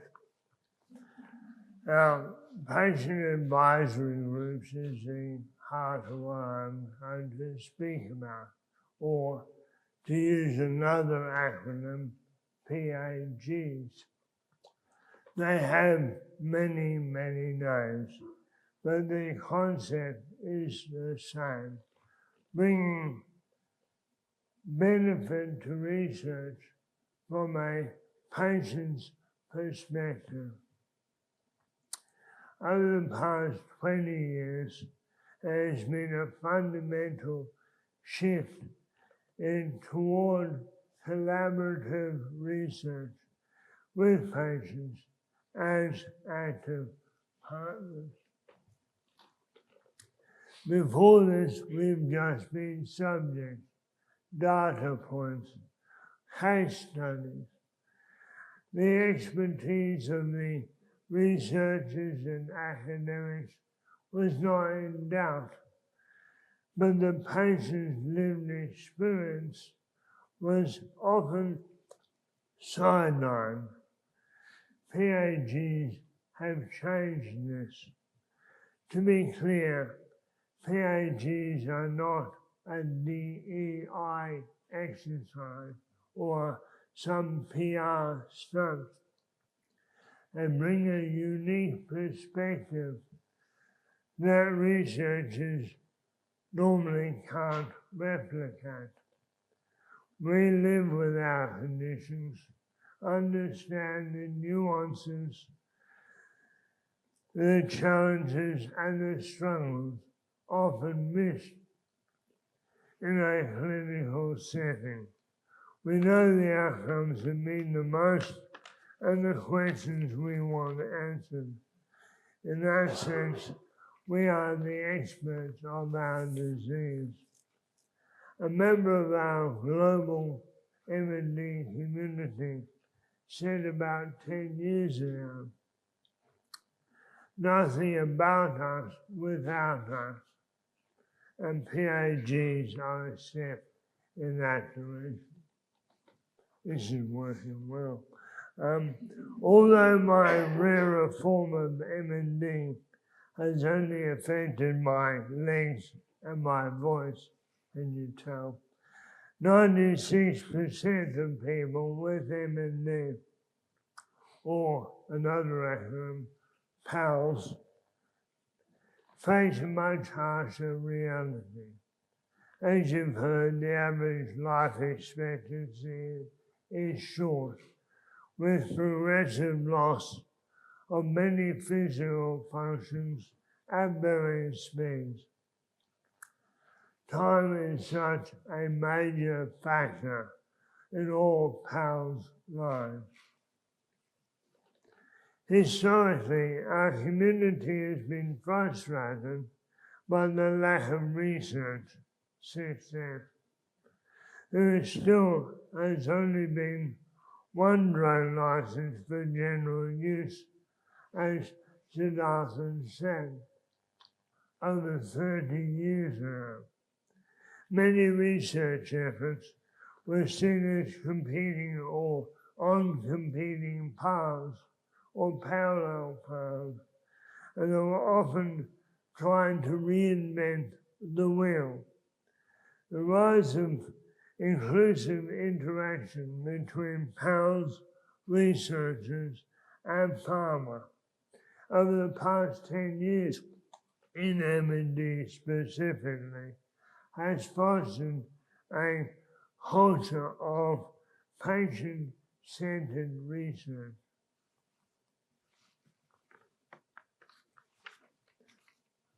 I've been a member of the MD SMART PAG from the start in 2018.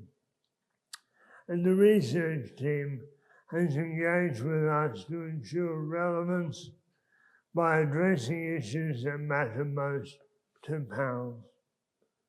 Whilst a cure is the goal, until then there must be care.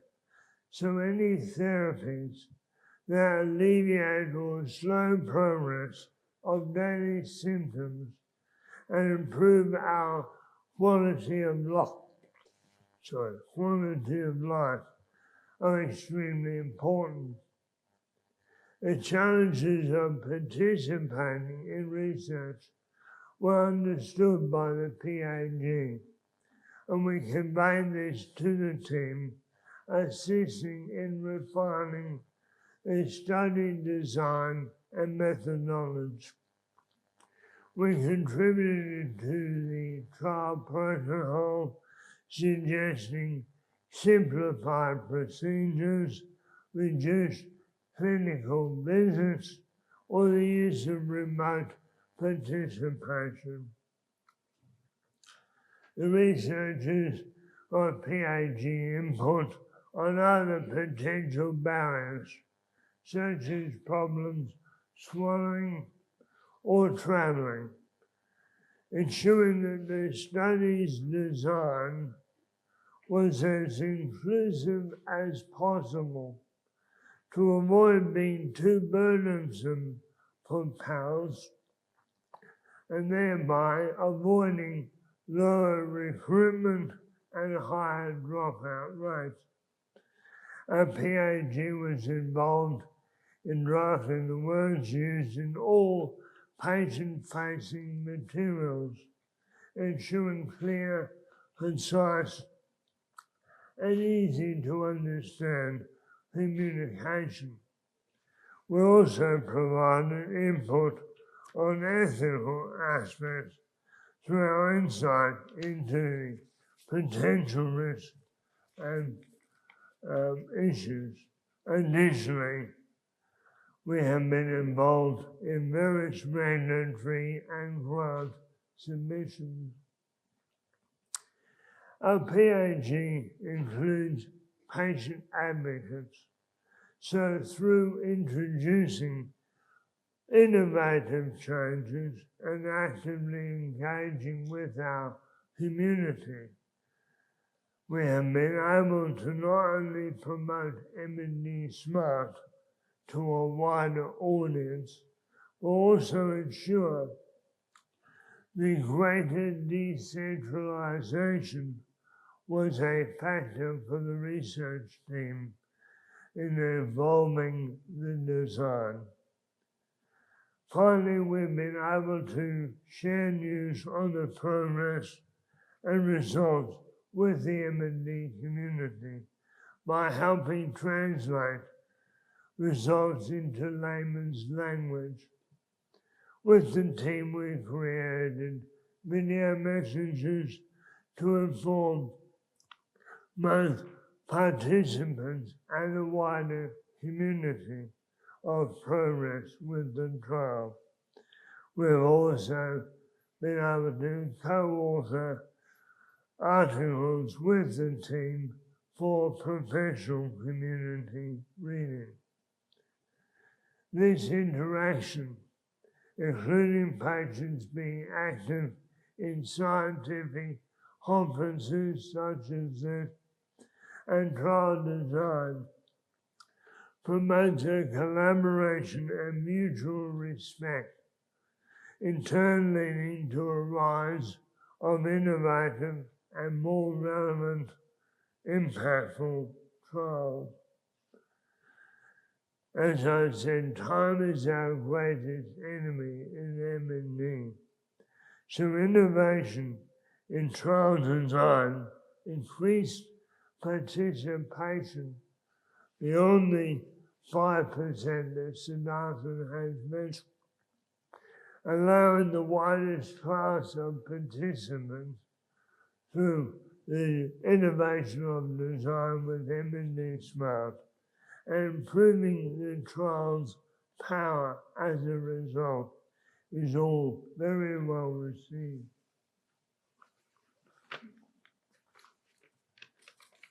To conclude, PAGs are powerful tools ensuring research is relevant, ethical, and beneficial to patients.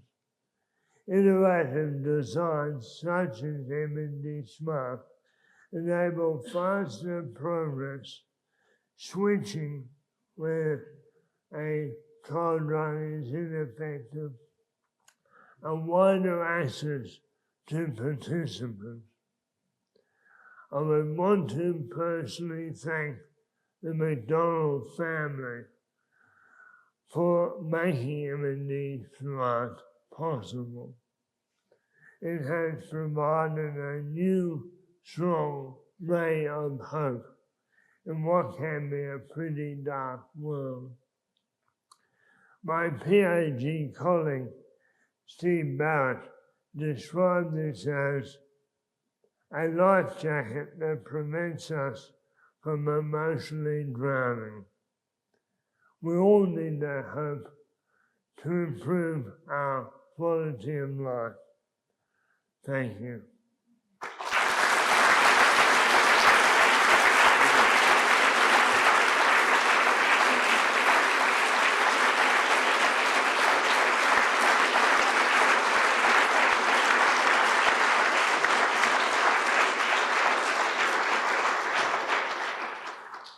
So good afternoon, everybody. I'm Sivan Kapal. I'm following on as the third leg of the relay. And Siddharthan has an uncanny habit of setting challenges at the last minute. And he said to me, I want you to be full on Donald Trump and less Keir Starmer. So let's see how that goes. If we start to shout and one of us leaves the room early, you'll know why. So Brewster spoke very effectively and poignantly about the problem. And you've heard, I'll build on what Siddharthan said.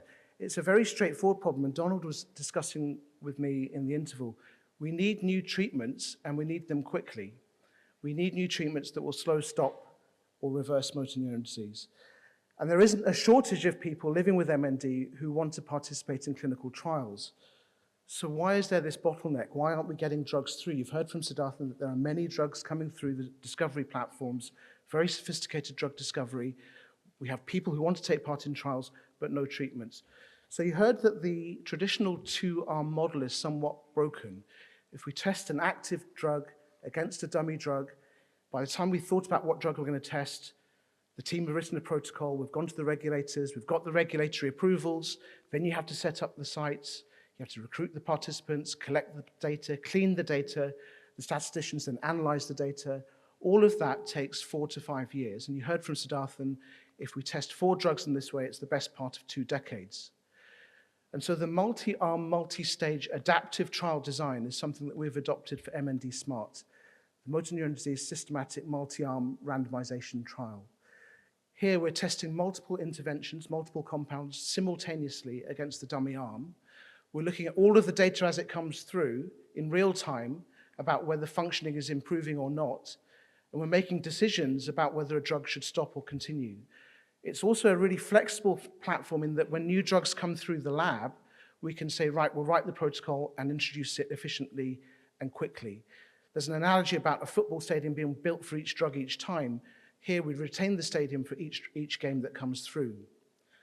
And we heard about the Stampede trial. This was run and launched by Max Palmer 20 years ago. He's in the audience here today.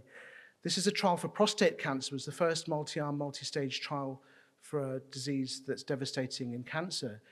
And in this disorder, life expectancy was 3 years. It's now 8 years. And the standard of survival and care has changed on 4 occasions. So new treatments have come by 4 times in the last 2 decades as a result. We launched in 2020, just before the COVID pandemic, and Siddharthan made reference to the recovery trial, a drug repurposing trial that also shifted the landscape of COVID and brought us through the pandemic quickly.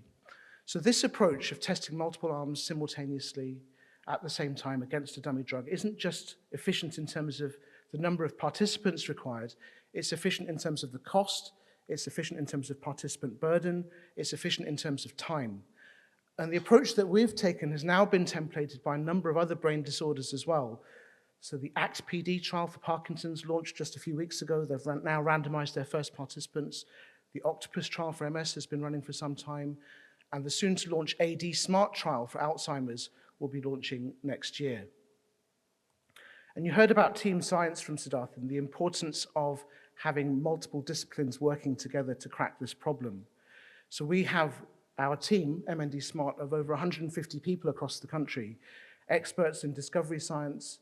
We've brought in expertise from cancer medicine in terms of how to select the right drugs to test in difficult diseases, digital data scientists, trial methodologists, crucially also the people at sites, trial doctors and nurses, funders and charities, crucially also people living with MND at the heart of everything we've done from the very beginning, every step of the way. And all led and directed by the inspirational leadership of Siddharthan. And we can't really underestimate how important that is. He's pushing us every day to achieve more and to improve outcomes for people living with MND. And our patient advisory group, in addition to the innovative trial design, the statistical methodological design, are pushing us to innovate all the time in terms of making the trial less burdensome for people. This is a tough disease. We don't want to be having people traveling miles to come to a hospital appointment and have burdensome tests. So right from the beginning, even before the COVID pandemic, we designed a protocol that allowed for remote consenting, couriering of drugs to people's homes. We assessed people through video conferencing, using outcome measures, measuring their functioning, using electronic devices. And what we want to do now is move forwards with digital technologies that are remote, scalable, cost-effective, and people could use on their phones and tablets. And we'll talk about that a bit further as well. Siddharthan mentioned that fewer than 5% of people had participated in a trial of MND before we launched in 2020. In Scotland, there were fewer than 10 people. So fewer than 10 people had ever taken part in a trial of motor neuron disease. And very much led from Scotland and born in Scotland, we now have 5 sites here and 25 sites across all 4 UK nations. So we've launched the first trial for motor neuron disease in Scotland, the first trial for motor neuron disease in Wales and Northern Ireland. From less than 10 people ever recruited into a trial, this recruitment curve, which shows the number of people who we've recruited in the last 5 years, has now surpassed 1,000. So we've gone from fewer than 10 people in Scotland to 1,000 people across the UK in all 4 UK nations. Only 1 in 3 of these sites had ever run a trial for motor neuron disease before. So we've delivered infrastructure where it didn't exist. And that's a lasting infrastructure. Now, in terms of the unprecedented scale, it's not just about participant numbers and sites that we've opened, it's around this pace of delivery and testing of medicines. So we launched in 2020 and we had 2 drugs at that time. Those drugs were definitively tested by mid-2023.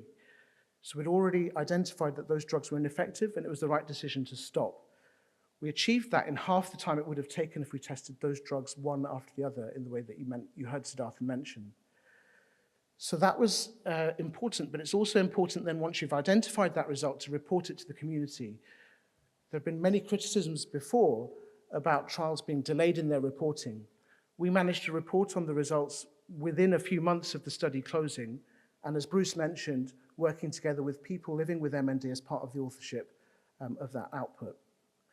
And we're still striving for equity of access across the country. We understand that the people with the poorest outcomes with any disease, including MND, are the ones underrepresented in trials. We don't just want inclusivity in terms of geography. We've recruited people now all the way from the Isle of Orkney in the north to the Isle of Wight in the south, but also thinking about socioeconomic background, thinking about deprivation, thinking about ethnicity.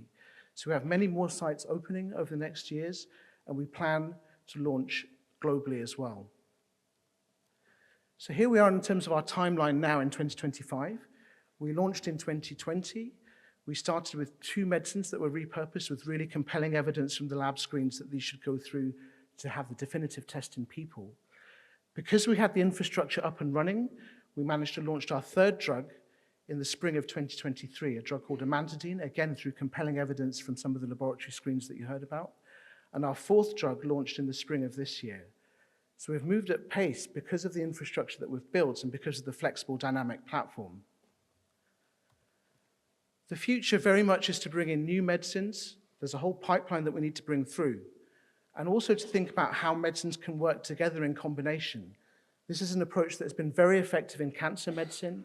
It's been very effective in infectious diseases. We know that drugs with different mechanisms of action often work together in an additive way rather than using them individually. We're ready to work with pharma. We have the platform ready and available. We are now by far and away the largest phase 3 trial, which is the definitive trial that the regulators look at for licensing to get into the books that Siddharthan mentioned that GPs can then prescribe. So pharma are now approaching us about their compounds, and we're working with them to introduce them into the trial. I just wanted to touch again on the importance of something Siddharthan mentioned about the virtuous cycle. So we are now testing drugs in people, but we're also now feeding back information to the laboratory. So you can call that reverse translation. What we're doing is feeding back important information from blood samples, for example. You heard Hatice speak very nicely earlier about some of the work we're doing in diagnostic tests. When Siddharthan and I see people in the clinic, they've had symptoms for a year. It's very frustrating for them to achieve a secure diagnosis. Once the diagnosis is made, we know that 1 in 3 of those people will die within a year, and the majority will die within 2 to 3 years. There's an incredibly urgent need for new sensitive tests at the beginning, and then tests to monitor disease progression, and then tests that are better than the pen and paper approach to looking at how the drugs are working. So we now have over 1,000 participants in the study, and they've donated several thousand samples at serial time points. What's important is that we have all the clinical information at those time points linked to that. And with the sophisticated high sensitivity assays that we have now in the labs, we can look at the protein profile in the blood to understand what might be helpful in diagnosis, what might be helpful in monitoring, what might be helpful in looking at how the drugs are working. And you heard Oliver speak really well earlier, and we're really excited to work with our friends and colleagues at SpeakUnique because we feel that digital solutions are really a way forward, and this is really endorsed by our patient group as well. If you can use an intuitive app co-produced by patients in the community setting, it reduces burden and you can gather more real-time data in real time. So what we've done with our patient advisory group is created the app with SpeakUnique to collect 6 simple 1-minute voice tasks. And we've road tested that on over 800 people in our clinic with a range of neurological disorders, including over 100 people living with MND. And as Oliver mentioned earlier, it's just worth reiterating, we can now differentiate between people who are healthy and people who have MND. And if we can turn up the sensitivity of this, we can pick up diagnosis even earlier. That's a real aim. And we can use it as a monitoring tool to look at change over time. We can use this with many, many more data points than we have now. The other thing that Oliver mentioned, which we're really excited about, is that this approach seems to be agnostic to language. It doesn't matter what language people speak. We can pick up differences between healthy and disease. And this, therefore, has obvious implications because our ambition is very much to scale the trial to Europe and then beyond. And if we can do that using outcome measures that are agnostic to the language people are speaking, it's a very powerful tool. So I'm going to stop there and then pass the baton back to Siddharthan for the finale.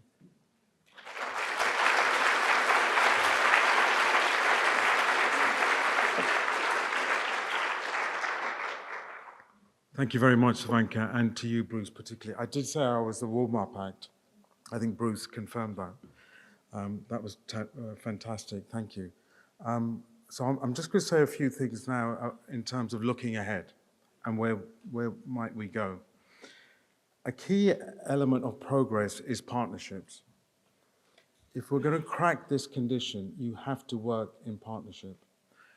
This is a slide I showed earlier in the morning, but what it shows here, for those of you who don't know, the European community or the global community come together in Europe every year for a major meeting on motor neuron disease. It's called NCALS.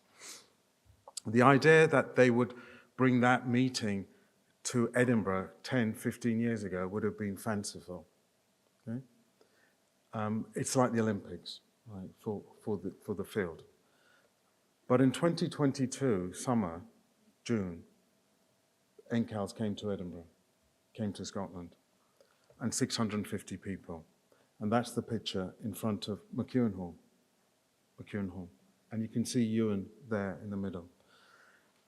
I use that to make 2 points. One is how the Euan MacDonald Centre has helped position Scotland on the international map, not just for motor neuron disease, but related neurodegenerative disorders and dementias. But it also highlights the importance and value of working together with other groups of people. So this is an example of where we're going next. Now, Savanka's introduced this. There is a network across Europe called CURE-ND, ND being neurodegeneration. And this brings together 4 major national research institutes working on age-related neurodegenerative disorders, including motor neuron disease. That's 2,500 researchers, many of the best in the world. And the 4 partner organizations, one is the Dementia Research Institute, more of that in a moment. The other is the German equivalent called DZNE, the Paris equivalent or French Paris Brain Institute, and Belgium, anchored in Leuven. This is a meeting we held with them, and the 4 directors all got together with colleagues. And if ever there was a time for scientific solidarity across Europe, it is now. This is the time where Europe really needs to step up scientifically and indeed in other ways, but let's focus on the science. Okay? And CURE-ND absolutely buys into this. The gentleman in the wheelchair is Olivier Goy, another incredible man, a banker, who has been professionally very successful, who's got motor neuron disease, and he's committed considerable amounts of money to doing something in this field, which will be called Cure for the number 4 ALS. And one of those will be the introduction of MND Smart across Europe, starting in Paris, and then Germany, and then Belgium. And that's Savanka and other colleagues here are leading that. This is very important. The fact that they've embraced that and that's well advanced is wonderful. So that's great. That's Europe. But we also want to partner beyond Europe. So I'm delighted that Professor Hari is here. Give us a wave. There you go. Thank you. So Professor Hari is an electrical engineer. You might wonder, what is an electrical engineer doing here? Well, we've heard already the importance of working across disciplines and sectors. I think what I've learned from talking to Professor Hari, he might be an electrical engineer, but he seems to be a neurologist in disguise with his insights. But he leads a major research institute called the Centre for Brain Research in Bangalore. Those of you who don't know, Bangalore is where, it's in many ways, it's the place within India where most of the great biomedical research centres are hubbed, not exclusively, but substantially. And the Centre for Brain Research is part of a wider institute called the Indian Institute of Science.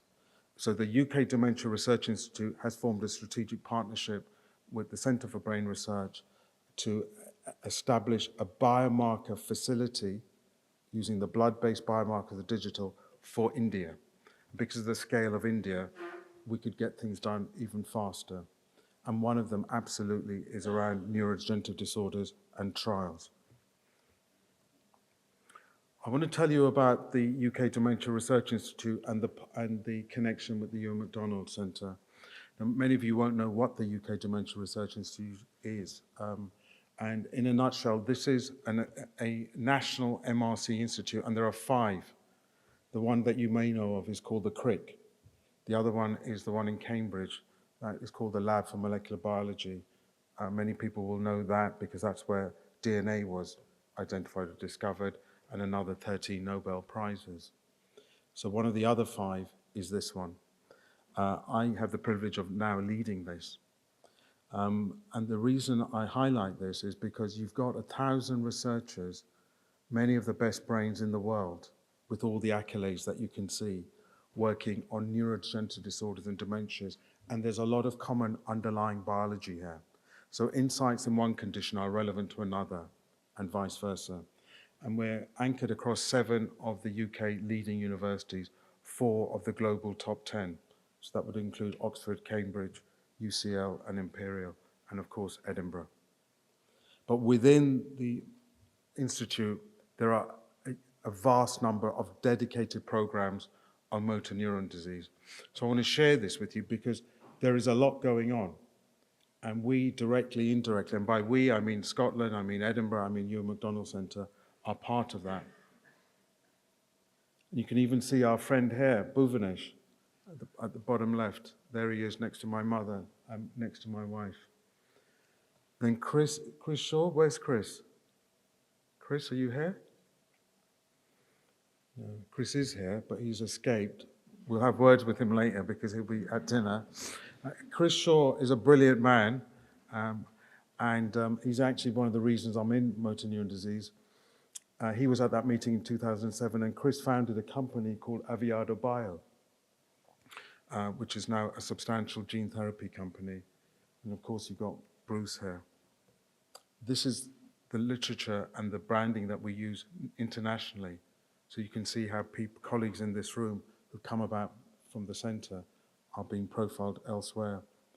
I now want to, in the next couple of slides, thank people. Now, normally these come at the very end when people are clapping, so I brought it forward because this is very important. We can only do what we do because of supporters, and people support in many ways. The most powerful way people can support is by giving their time. And many of you give your time, and we're incredibly grateful.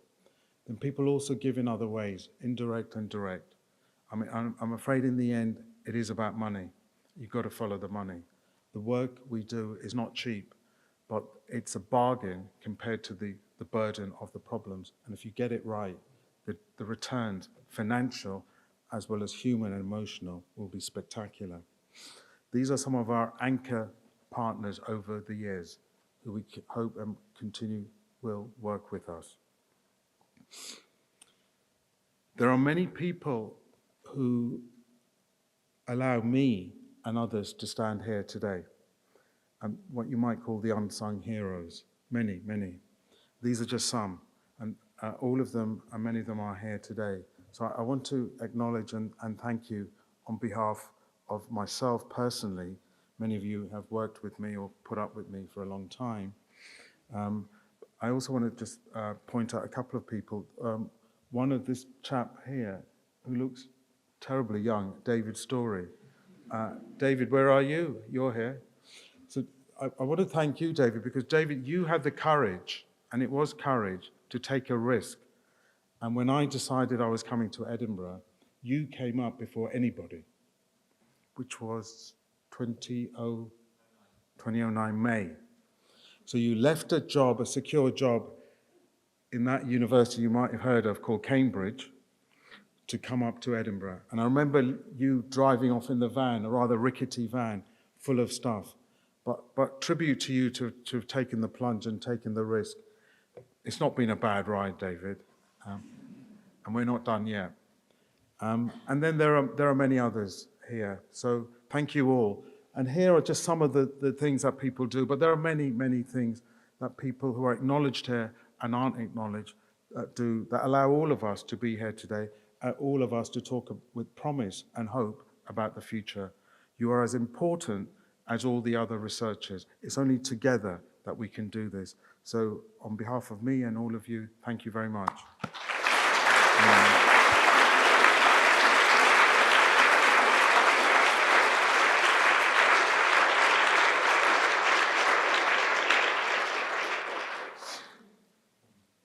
Don't worry, there's only 3 slides.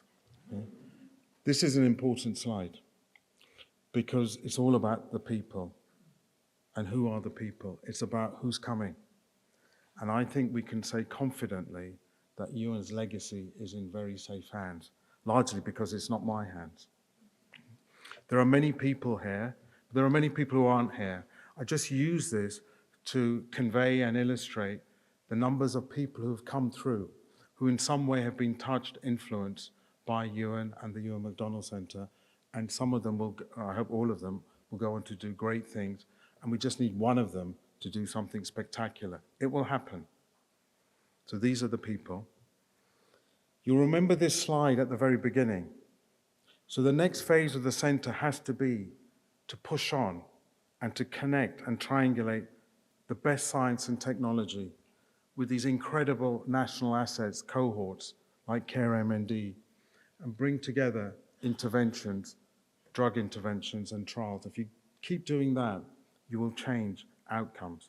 And in the end, we exist because through research, we know we will transform the outlook for people living with or at risk of motor neuron disease and related conditions. I'm going to end on this final slide for 2 reasons. One is it allows me to highlight a very important person who's sadly no longer here, called John Drever. It also allows me to finish by having a picture of Euan. In the end, I think what is coming is change. Who would have thought that 25, 30 years ago, if I told you a vaccine to a papillomavirus would transform cervical cancer? If I told you 40 years ago that most breast cancers may not always be cured, but you will live well and long for many years? If I told you that COVID, within 1 to 2 years, there would be vaccines, I could go on. If I told you that combination drugs would solve HIV, the same will happen here. It's begun to happen for multiple sclerosis. It will happen for motor neuron disease. And I think Savanka's right. Combination drugs like combination chemo is a key part of it. And tomorrow's trials will be digitally driven and community-based. That will absolutely be the case. So I'm going to end on this. And so this is a clip from the global TED when it came to Edinburgh, the TED conference, some of you might know, where I spoke at. But I spoke with this patient, John Drever. I'll just let this run, and then that's the end of it. So I just want to end with the theme I began on, which was regeneration and hope. So here I've asked John what his hopes are for the future. I would hope that sometime in the future, through the research that you people are doing, we can come up with a cure so that people like me can lead a normal life. I mean, that speaks volumes. But I'd like to close by, first of all, thanking John for allowing me to share his insights and these clips with you all. But I'd also like to add to John and to others that my own view is I'm hopeful for the future. I do believe that the disruptive technologies like stem cells that I've tried to explain to you do offer very real hope. And I do think that the day we might be able to repair the damaged brain is sooner than we think. Thank you. Thank you.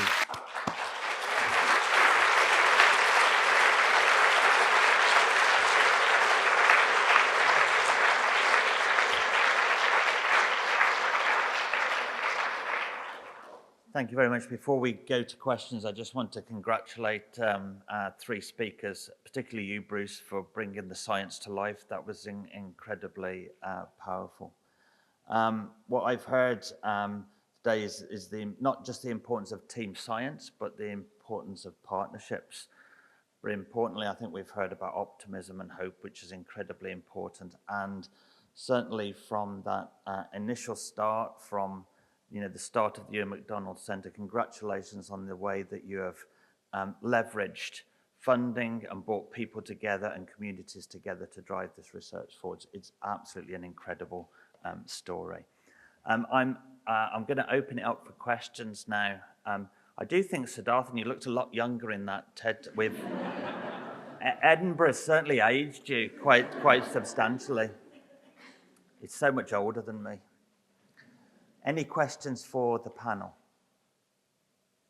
Yes. Yeah, my question is just about trial design. I take it the patients are randomized and they don't know what drug they're on, and you don't know what drug they're on.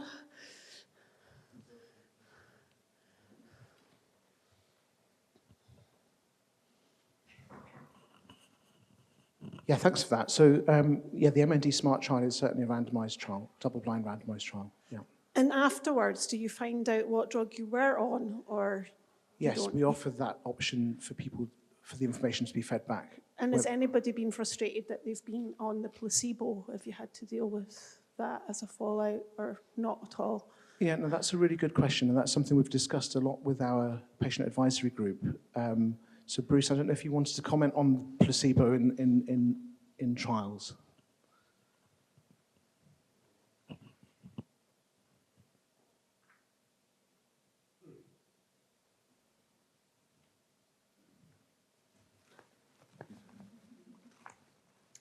Technology. No, I mean, it's a question that is raised often within the community, and we have here an example from an Australian trial, and a participant there who questioned the need for a placebo when the disease is so aggressive. And the reality is, for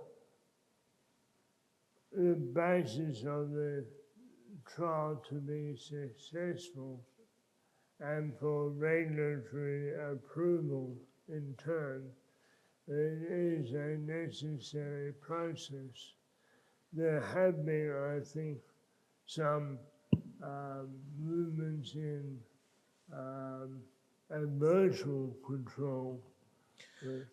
That's right, Bruce. So we have discussed the requirement for placebo for licensing, as Bruce mentioned, but also these are experimental treatments. We don't know if they will work or not, and some of these drugs have side effects, and that leads to morbidity for patients as well. And so actually, we've taken wide advice from the patient advisory group, and the way we do this is that there are fewer people allocated to the placebo arm because of the multi-arm nature. And when we randomize people, there's a ratio that means that there are more people going to an active drug than a placebo, but it is still important to retain that placebo element in the study. Thank you, everyone. Thanks. Thank you. Any other questions at all?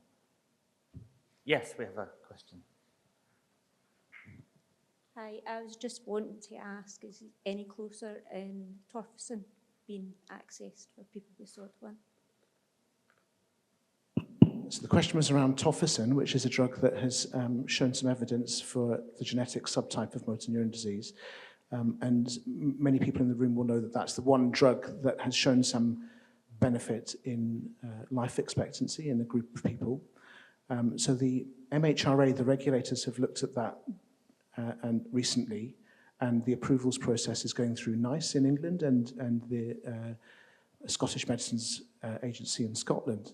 And as a neurological community, we're having conversations as well about how we set the infrastructure up for delivering that in Scotland as well. So there are active discussions in place. It's more accessible in some parts of the UK at the moment than here, but there's actually a meeting in a couple of weeks where all the neurologists in Scotland are meeting to discuss this. Thank you. Yeah, no, Siddharthan was just mentioning it's just worth the context that this particular treatment is for people with a mutation in a gene called SOD1, and that affects maybe 2 to 5% of people with this condition. So whilst it's encouraging, it is for only a small number of people. Any other questions at all? Okay, well, I think we should give the speakers a round of applause again for everything.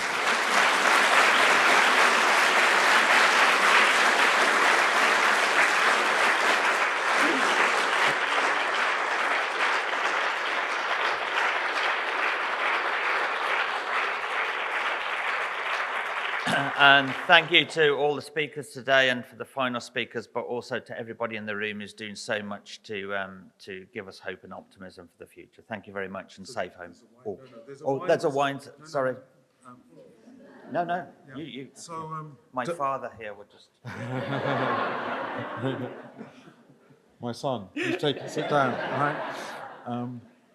We'll have words later. There's a wine reception now, so don't go home. Come and meet others and have a chat just outside. There's several stations, so please don't go. Just outside. Thank you.